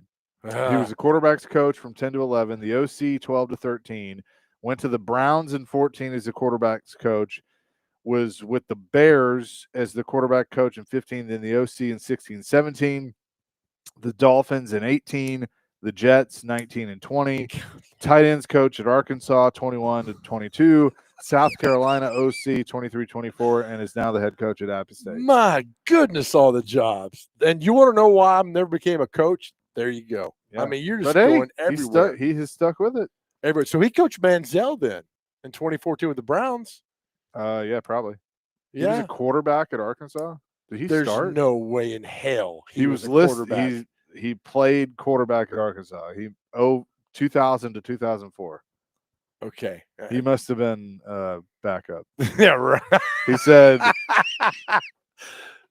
he played college football as a quarterback for the Razorbacks, and that's it. That's all it says on his Wikipedia. I mean, he was a great guy. There's no way he played quarterback in the SEC. I mean, he's shorter than Pavia. Yeah. There's no way. But that's just the amount of coaches that have come through here and the ups and downs with this team. So Fisher hired him. I saw a great upside scale, and I pulled him in there. So you think about it, the head coach at Appalachian State and the offensive coordinator for the Pittsburgh Steelers both started as quality control coaches with the Titans. Yeah. I mean, exactly. There's a lot of coaches that have come through in this Titans carousel over the years and like, oh, I didn't know that. And that guy's there. And I know he's with the Titans for a little bit. I mean, there's a lot of them. It's been moving here since 97 that 99 was first year was the Titans, but a lot of coaches come through there. I mean, the OCs, we could run down the OCs they've had. They're like, huh, what?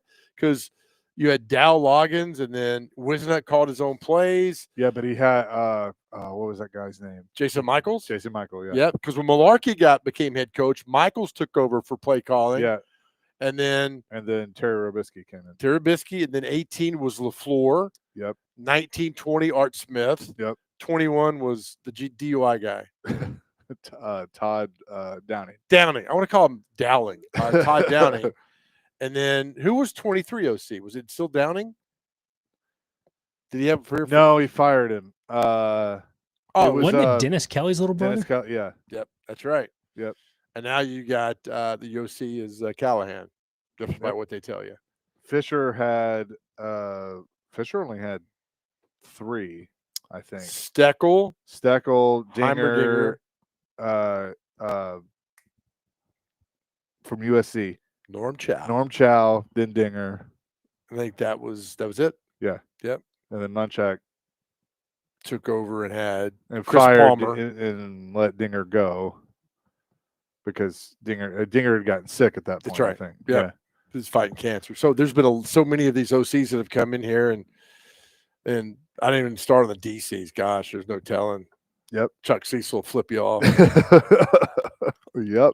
Right on the Jumbotron and everything else. Coming up next, we'll tell you what Paul Reiser is up to. He's actually going to be close to this area here in a few weeks. We'll do that coming up next. Chasing Big Joe live at Circa Sports in Franklin, Kentucky, 102.5 The Game.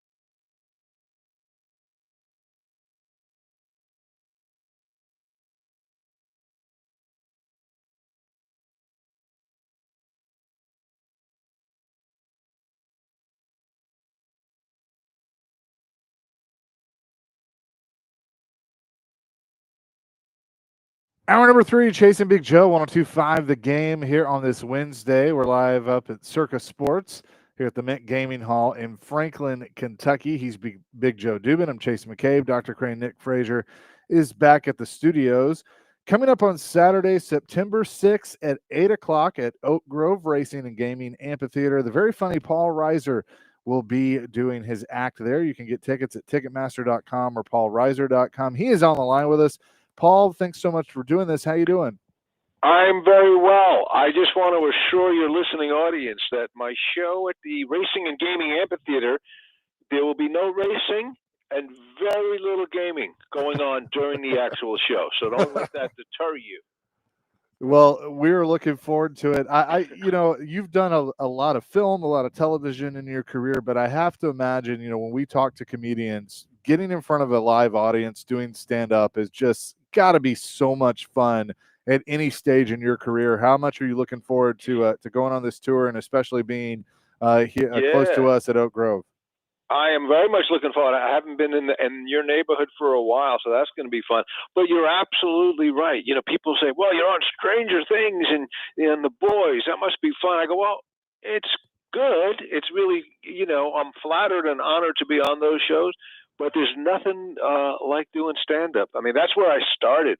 All the acting things and Mad About You and everything, that kind of happened sort of by accident. My goal was just to be a comedian. So when I get a chance to get out and get out there and perform, it is. And you're absolutely right. They're live. They're laughing. They're right in front of you. There's nothing, and it changes every night. Every audience brings their own game to it. So I'm excited to be down there.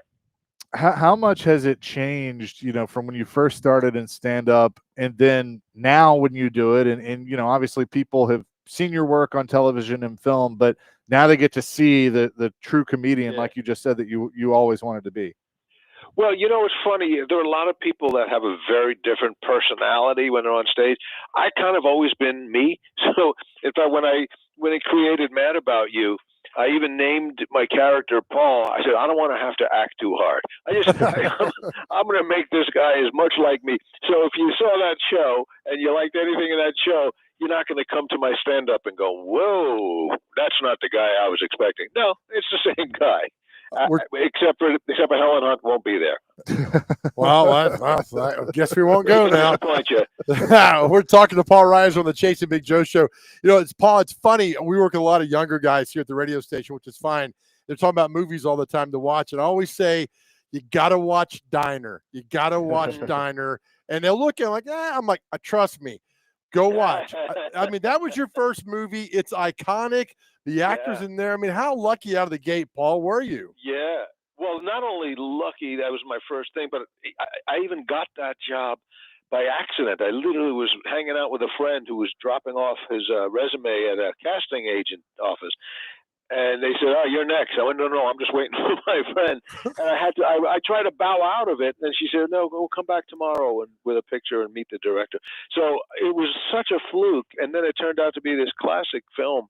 And for me, it was my first job, but most of the cast, Kevin Bacon and Daniel Stern, Tim Daly, it was really our first major role for all of us. So we were very lucky, and we just had a screening a year or two ago. It was the 40th anniversary. Wow! And we were looking at each other, going, "That's how old we are, I guess." Paul, did your friend get the role, and you got it instead? No, I got it. He can't get it if I got it. That's how it works. There's only one of you. There's only one chair.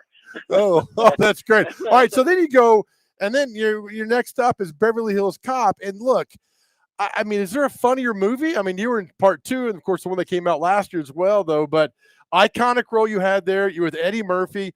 As I tell people, I'd rather be lucky and good in my life. And man, you hit the jackpot right there. Well, I'll tell you, what I did, and people don't give me enough credit. I gave Eddie Murphy the bigger part in the movie, and I think that was ultimately the right move because he was very good.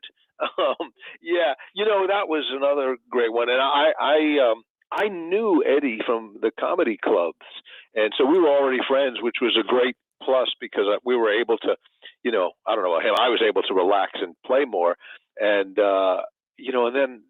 He was such a hot young star, so you knew it was going to be a hit, but you never have any idea that you're going to be watching the 4th sequel. years later.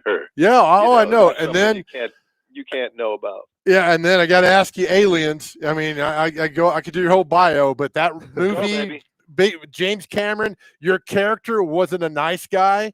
In fact, yes, I was. I was a sweetie. I was a sweetheart. I don't know what you're talking about. Maybe you watched the uncut version or something. No, right? I was a putty cat. What an iconic role, though. I mean, that's a legendary film. You know, I just was this past weekend. There was a fan expo thing, and a whole cast of Aliens was there, most of us, and we were signing things. And again, it's 40 years, and people. It has such a long life. I was shocked. I mean, that one I knew was going to be a hit, but again, I didn't even imagine a world where 40 years later, people saying, "I watched that movie every Saturday for 35 years." I went, "Okay, you got to get out of the house, bro. You got to get a job, do something."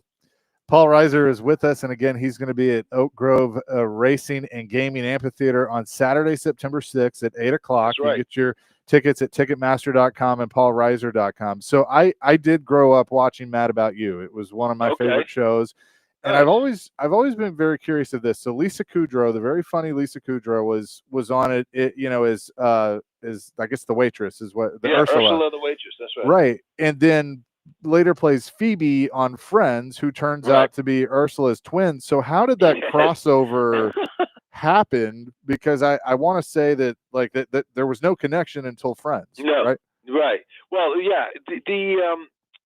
It's funny. You know, another happy accident. We did early on. We did a flashback episode of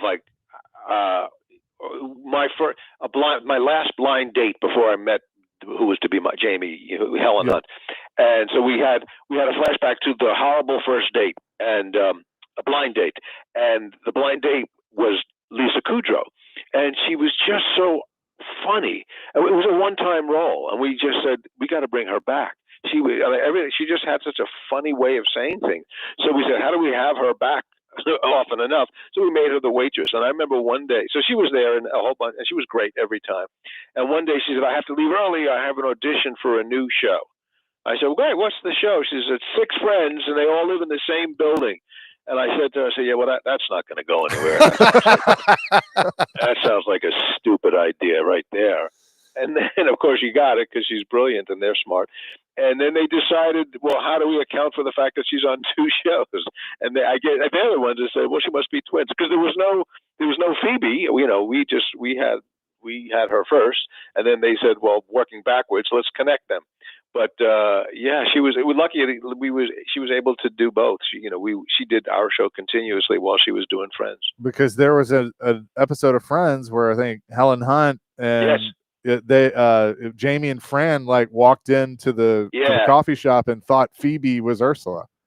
Yeah, NBC liked to do those things. We had a story where we'd been married a year and it was time for me to get rid of my bachelor apartment. And I said, well, I got this guy living there and he's kind of kooky. And it turned out to be Kramer from Seinfeld. Oh, yeah. Wait a minute. I used to live across the hall from Jerry. I guess that's true.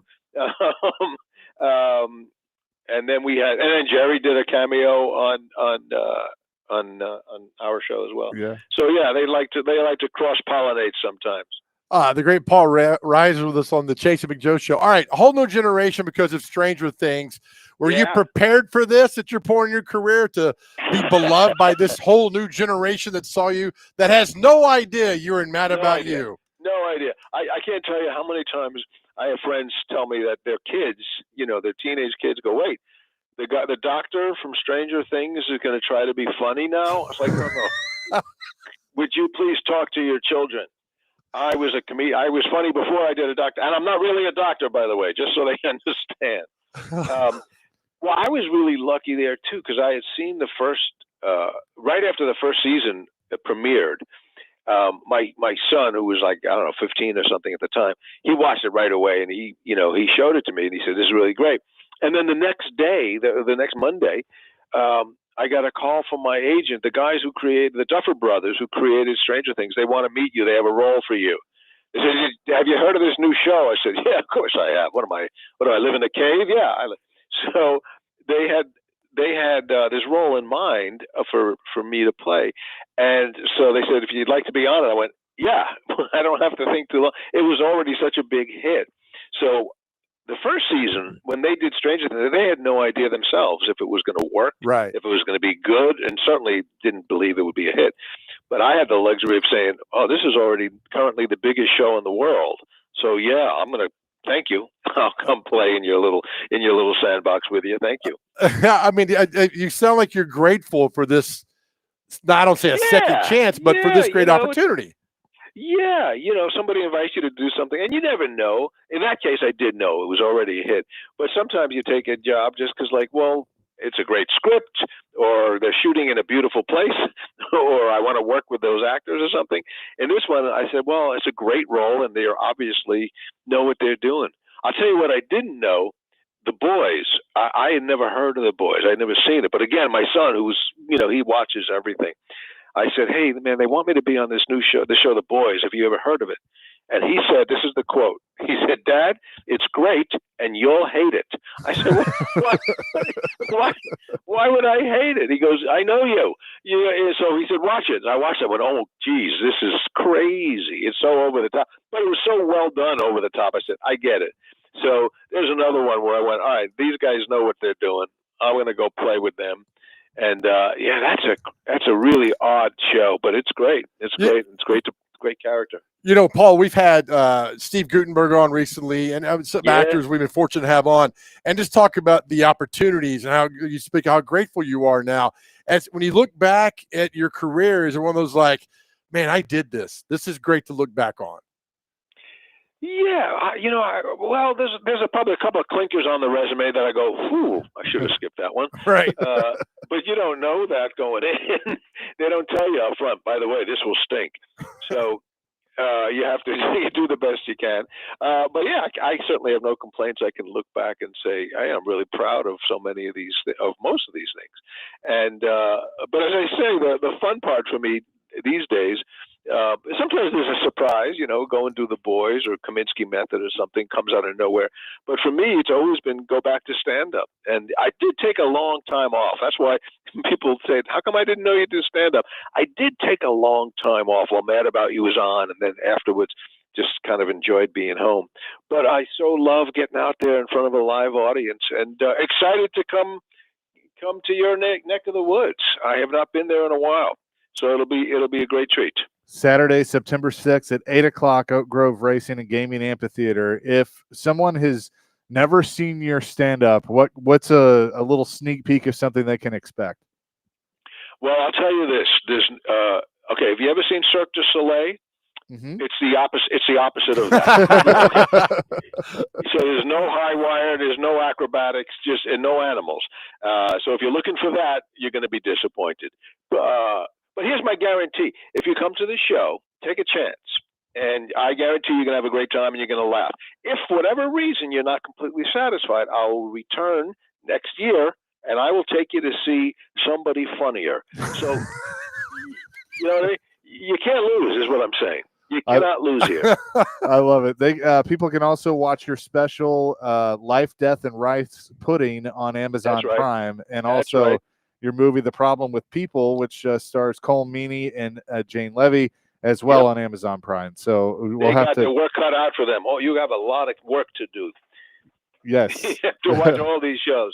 All right. Well, I look forward to seeing you down there. Oh, well, we're excited too. Paul, thanks so much for doing this. It's been a pleasure.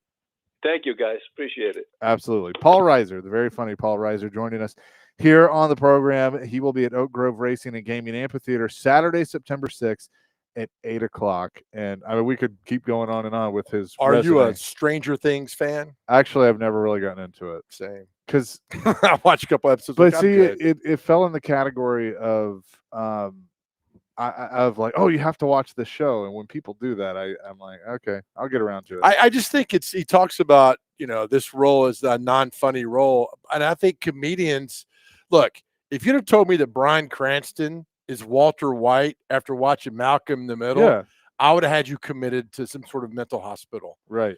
But the fact that comedians can adapt and it can act, Robin Williams. Yeah. Can adapt so well to things that aren't. Now, it's tougher for a serious guy to go funny. Like, huh? But for Paul Reiser, I mean, legend. I mean, one of the top 100 comedians of all time. Very, very good. Appreciate him for coming on with us, and hopefully you will go and check that out. We'll get back into some sports and the Titans. Again, we're live at Circus Sports here across the border at Franklin, Kentucky, at the Mint at Kentucky Downs here on 102.5 The Game.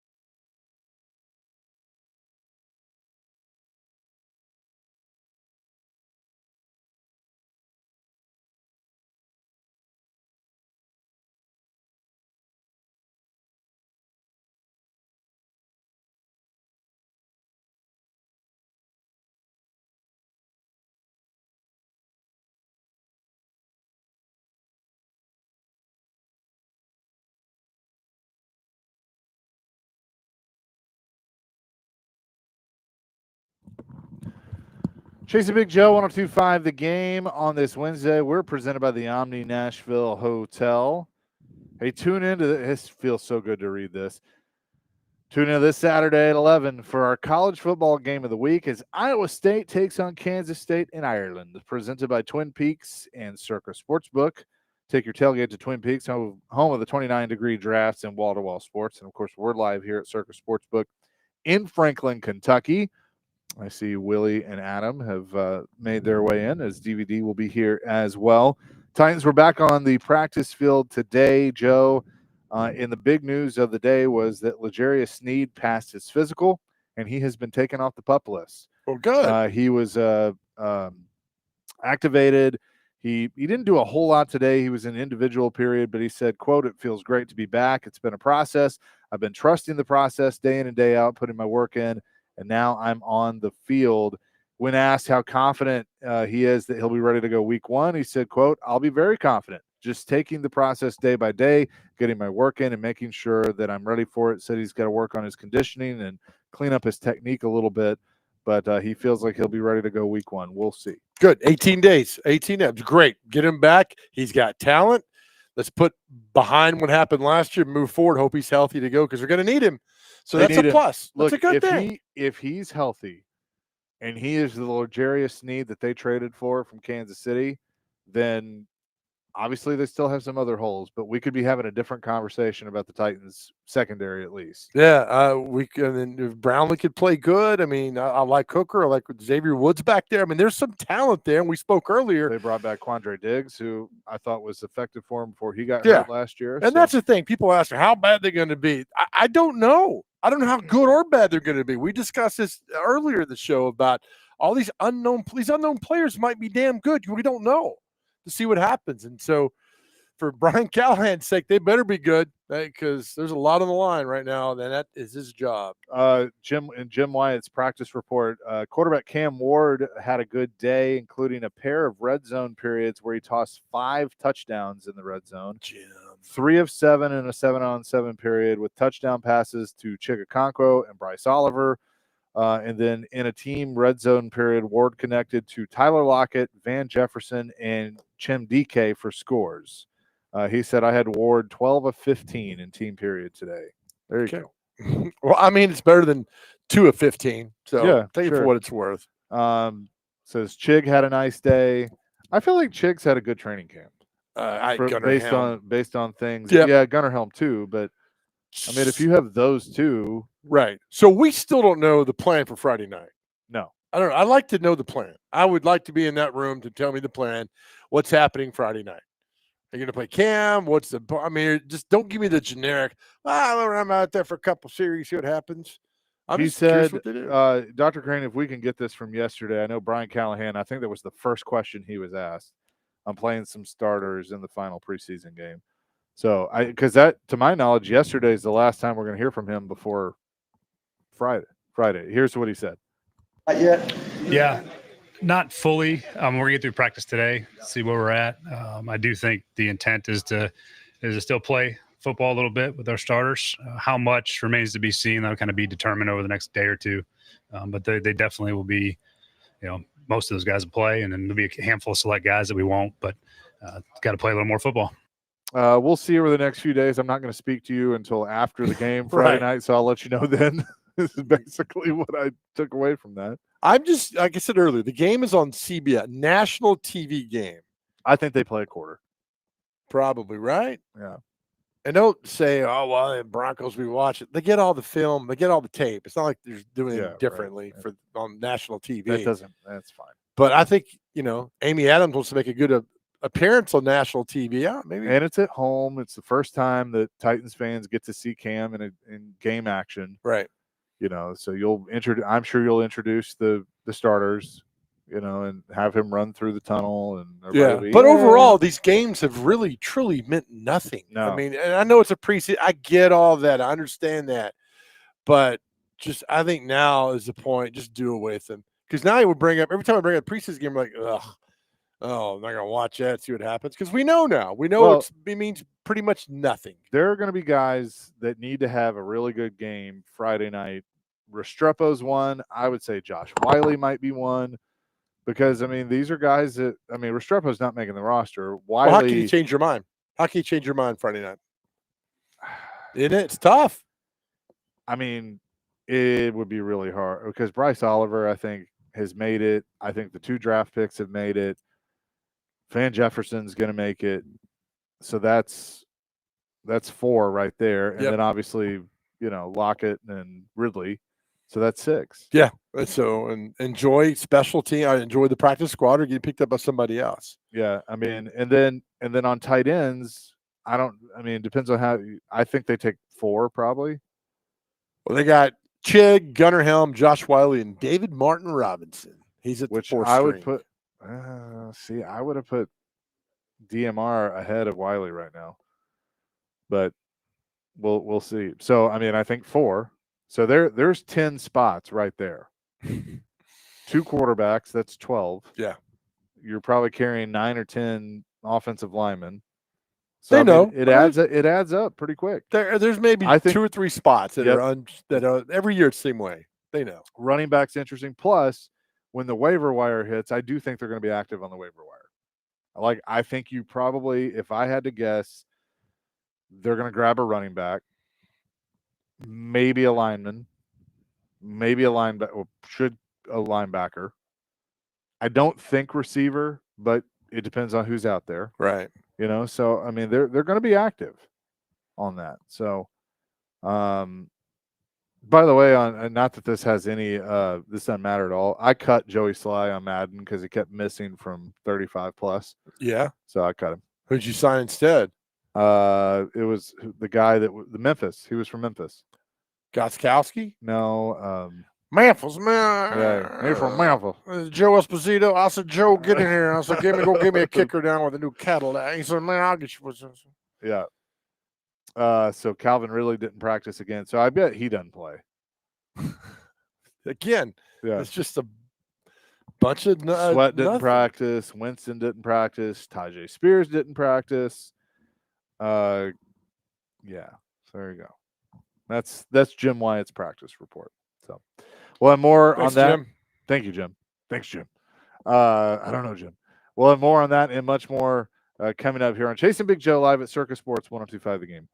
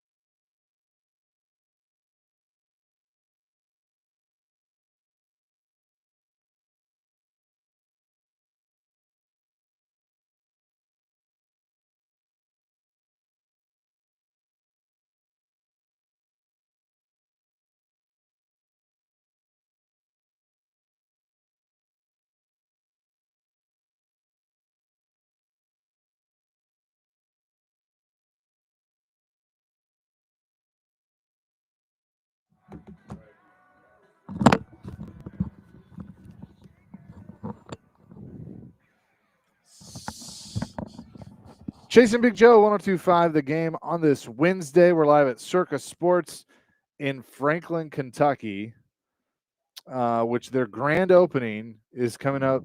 It's open now, but the grand opening is Saturday from 11 to 7. So come up here, 5629 Nashville Road in Franklin, Kentucky. They'll do a deposit match up to $250 on the Circus Sports Kentucky mobile app, but you can only redeem that by actually coming here to the retail sports book at the Mint at Kentucky Downs. That runs from today till the 24th. They'll be doing a giveaway where Circus Sports Kentucky will give away a booth that you can have for every NFL Sunday. That's 18 Sundays. So much more that you can get. So come check that out. 615-737-1025 is our phone and text line, driven by WilsonCountyHoney.com. Michael has, we don't use the HT word, but strong opinion on the Titans season. Michael, what you got? Hey, guys. Thanks for taking my call. So I'm going to start this off by saying I don't want to put anything out there, any negative energy or wish for like an injury or anything, but I had this thought earlier today. I think Big Joe's going to like it specifically. My thought is that I think that Kevin Zeitler at some point is going to get hurt throughout the season with his old age and just the wear and tear on his body, and that Jackson Slater is going to take his place and be so good that he's never going to give that starting job back. Good. Look, here's the thing. Jackson Slater's a rookie. He can come in and work with the great offensive line coach Bill Callahan. So all he'll know is what Callahan's teaching about the program, and I think that's a win-win. That dude loves to maul people. He loves to pancake people. And from what I've gathered talking to people over there, he just soaks up knowledge. That's a great pick by the Titans. I think they got him in the 5th round, too, as well. Yeah, I agree. Thanks for the call, Michael. Look, I don't think that's crazy. I mean, I think the whole idea of a one-year deal for Zeitler is, to obviously be the stopgap, but I think they hope that Slater takes the role. They had a great I should have screenshot. I didn't do it, about an offensive line, about the 5 personalities you need an offensive line. You need the mauler. You need a guy that talks to no one. You need a guy who knows everything. And you need a guy who's just absolutely psychotic. And they mesh these 5 personalities together, become an offensive line. And that's what you need. And if Slater could be that guy, Latham seems fired up. Skoronski's doing well. Good reports back on Cushenberry. We haven't heard Dan Moore's name during camp, which is fantastic. So they got something. And then we saw the list last week, and the ESPN analyst came out and said the Titans have a top 5 offensive line. We were like, huh? And we triple checked to make sure we read that correct, and it was. So, yeah, I just there's some building pieces here for this football team. And all too often we'd fixated on Simmons acting like a fool and Cam Ward, what's going on, and all that other stuff. But there are some foundational pieces of this football team that are good, that are really good, and it starts with that offensive line. Yeah, that's the thing, and that's the hope that they talked about Chad Brinker and Mike Borgonzi when Borgonzi was hired, of building through the draft. And we see some excellent pieces, or not, well, I'm not going to say they're excellent, but pieces that look like they could develop into something. Yeah. They just have to. I was listening to DVD yesterday, and as Willie pointed out, and it was, as soon as he said it, I was like, I know he's right, but holy cow, that they basically had 3 straight drafts where they got nothing. Yep. 0. Yeah. And the jury's still out on a couple of things, but nothing. They had nothing. But for this one, I like some of those pieces. Again, the litmus test is, all right, can you play on Sunday? That's the bottom line. You look good, practice is great. Can you contribute on a Sunday? And that's the exciting part about this. We'll all see in 2 weeks. Take it on, Denver. Yes, we will. 615-737-1025. I thought you were going to go expand on that. No, I don't expand anymore. I'm trying to lose weight. How's that going? It's going pretty good. Since I haven't eaten in 5 days, and I'm on all this stuff from my A1C. It's good. It's good radio talk. Yeah. No, but big lose on number 2. But anyway, you can see what's going on there with all the good stuff. I feel fancy today. I mean, we're at this place here at the Circus Sports in this studio, and there's all the big screens behind us. I feel like I'm important, and I really shouldn't feel that way because I'm not important. You are important. Yes. Again, we got the games on and everything behind us, and Can I the tell you betting something real board. quick? The League World Series, I don't care. Yeah, I don't care. I don't really care. I mean, I'm good for the kids, but Yeah, I just don't. I think it's all that coverage. I don't care. yeah, I think a lot of people don't care either. I've always said one way. I don't care because like I'm ready for football. Right. That's going Like, to lead into one. The SEC network starting July 1st should show old football games over and over again. Yeah. Oh, SEC games. Yeah. In the 60s, the 70s, those Jefferson Pilot games in the 80s, which are great, and in the 90s, and then on and on, 2000s and 10s. Show those. I'd stick and stay, watch those games, flipping by. That'd be fantastic. Have an outlet for just pure football games. Yeah. I don't think we have that. NFL Network is not that. Right. Because they have all the reports in there. Just show me football. I'll be curious. I'll be curious of what ESPN does with NFL Network. And now there's a rumor that they might be getting in with baseball, something different with baseball. Now that they're giving up, the Sunday night package. Oh, so a lot going on. Yeah. So who knows? They're acquiring assets. This is what they do. They get rid of things and then acquire other things. But I'm again old school, different. College football, something about when it was Mike Patrick and Mike Gottfried, and that Saturday night, at 6:30. I mean, they still got it now, but I'm hearing this voice. I think Mike Patrick passed away, right, recently, Yeah. and you hear those Saturday night games. Growing up in the 80s into the 90s and all that, and those games. Now you got it now with the ESPN and SEC football. It's just, I don't know. It just gets your blood flowing. You feel good about it. And again, there'll be argument we'll have again, but the pageantry of college football, NFL comes nowhere close. Nowhere. Yep. 100%. Thomas in Nashville, thanks for the kind words. He said, great interview with Paul Reiser. Outstanding. Thanks, we enjoyed Thomas. having him on as we, we like to do a little different things sometimes. So that's why we have comedians and why not, man? Stuff on. It's entertaining.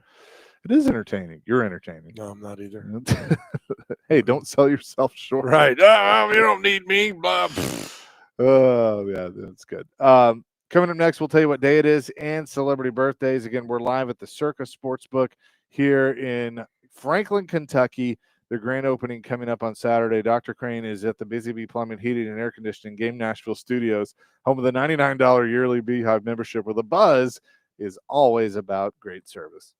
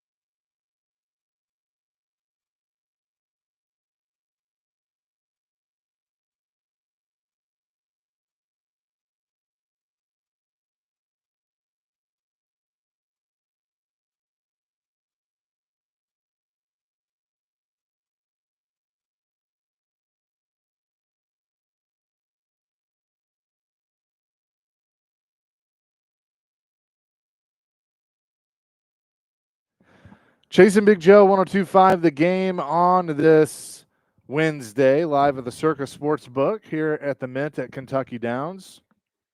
As DVD getting ready to take over here in a few minutes. We've got a few fans that are here, so glad that they have come by and said hello to us. So we're excited. This has been fun. Waving at them right now. Hey, everybody. Hey, how y'all doing? Good. And Dr. Crane back at the studio. With that, let's get to what day is it and celebrity birthdays.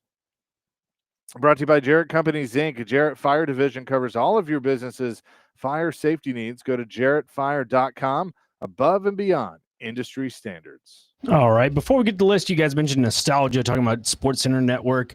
I loved the Rich Eisen return to SportsCenter. Yeah, that was cool. Incredible. I think the old jazz music definitely brings back that nostalgia factor. He had a great tribute to Stuart Scott, who was his longtime partner on SportsCenter.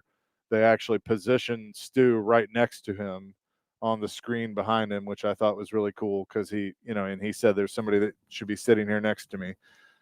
So it was very, very well done. Indeed. Well, with that, the list here, International Day of Medical Transporters. So shout out to the international medical people. National Accessible Air Travel Day. So there you go. Find yourself a Spirit Airline ticket. National Bacon Lovers Day is today. We got old bacon. Oh, wait. How's Skillet doing? Great. I had a pork chop, I'd say about 2 weeks ago, marinated it for 48 hours, and probably going to eat a pork steak here pretty soon. So, are you done with all the bacon? Or were you good? I mean, yeah, I just got basically it was just hot breakfast sausage. My uncle's going to give me some of the bacon, so which is good. All right, good. Half rack is gone, so which is even more delicious. National Chocolate Pecan Pie Day. Pass. Well, really? Not a pecan pie guy. I'm not a Hawaiian pizza guy. That's exactly what's today. National Hawaiian Pizza Day. Disgusting. National Lemonade Day. Cannot pair that together. National Medical. National Medical Dosimetrist Day. I don't know. Again? No, yeah. Yeah, we're going to continue. National Radio Day is today. Shout out to the radio. Is it Radio Day? Yeah, indeed it is. Virtual Worlds Day. Surprised we didn't get an email about that. Oh. And last but not least, World Mosquito Day. Okay. Hey, real quick, back up. The Dosimetrist? No, you have to now. I sounded it out. It's enough. But what is it? What's the picture there in front of you? It looks like somebody going in an MRI machine, laying on a bed with a towel over them, and a doctor sitting to the right of them. Thanks for that description of all that. All right, You're welcome. All right, you figure out what that is. All right, time for celebrity birthdays. Got to get these within two. Our first birthday is a man that he used to call East Nashville home. I'm not sure he's still there, but Robert Plant. How old is Robert Plant? 81. 77. 77 exactly. Wow. Dr. Crane. He knows his Led Zeppelin. A guy that I've met. I am not a fan, but nobody's asking about you. Al Roker. How old is Al Roker? 78. A mutual friend of mine, that's his uncle. I'm going to go 83. He's 71. And don't make it about yourself either. Putting a fun fact out there. I'm going to butcher his name, but I don't care. Ki Woo Kwan. He was in Indiana Jones and the Temple of Doom, and he's the one that won the Academy Award that Harrison Ford gave to him. Was he short round? What is that? Isn't that what Harrison Ford called him in Temple of Doom? Was it? That movie was awful, and I tried to block it really? from my life. I yeah. liked it. I'm going to say he is 52. 61. 55. Fred Durst of Limp Bizkit. Lives in Franklin. Does he? He does. Nice. 52. 50. 55. Jeez. Andrew Garfield. He was in The Social Network, and I think he was Spider-Man. He was. 39. 38. 42. Chase, you missed like 4 by 1 year. Demi Lovato. 32. 34. 33. That's a push. Dang it. It's Nick's up 2-0 here. Singer Rudy Gatlin of the Gatlin Brothers. 78. 81. 73. Chase, you know any Gatlin Brothers songs? No. Okay. Singer-songwriter John Hyatt. I know Gatlin Bird. John Hyatt. John Hyatt. 64. 70. 73. You guys are on the neighborhood, man. You're not getting there. All right. Good Rapper KRS-One. I have no idea who that is. So I'm going to say 47.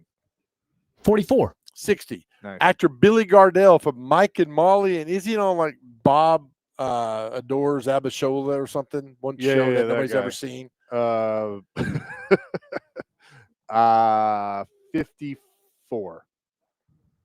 50. 56. Chase is on the board. 2-1. Finally. All right. Sports birthdays. Don King. 87. 90. 94. Former Kentucky football coach, Rams coach, Rich Brooks. 82. 88. 84. Chase is tied in at 2. I like it. Yankees Padres third baseman, the legend Greg Nettles. 62. 70. 81. Former hoopster Quinn Buckner. 58. 54. 71. Down to our last 2 birthdays. Connie Chung. How old's Connie Chung? 74. 65. 79. Our last birthday. Former Tennessee quarterback and Baseball Hall of Famer Todd Helton. How old is Todd Helton, Chase? 52. 55. Oh, at the buzzer. Give it to the boss man, Chase McCabe. Todd Helton is 52 years old.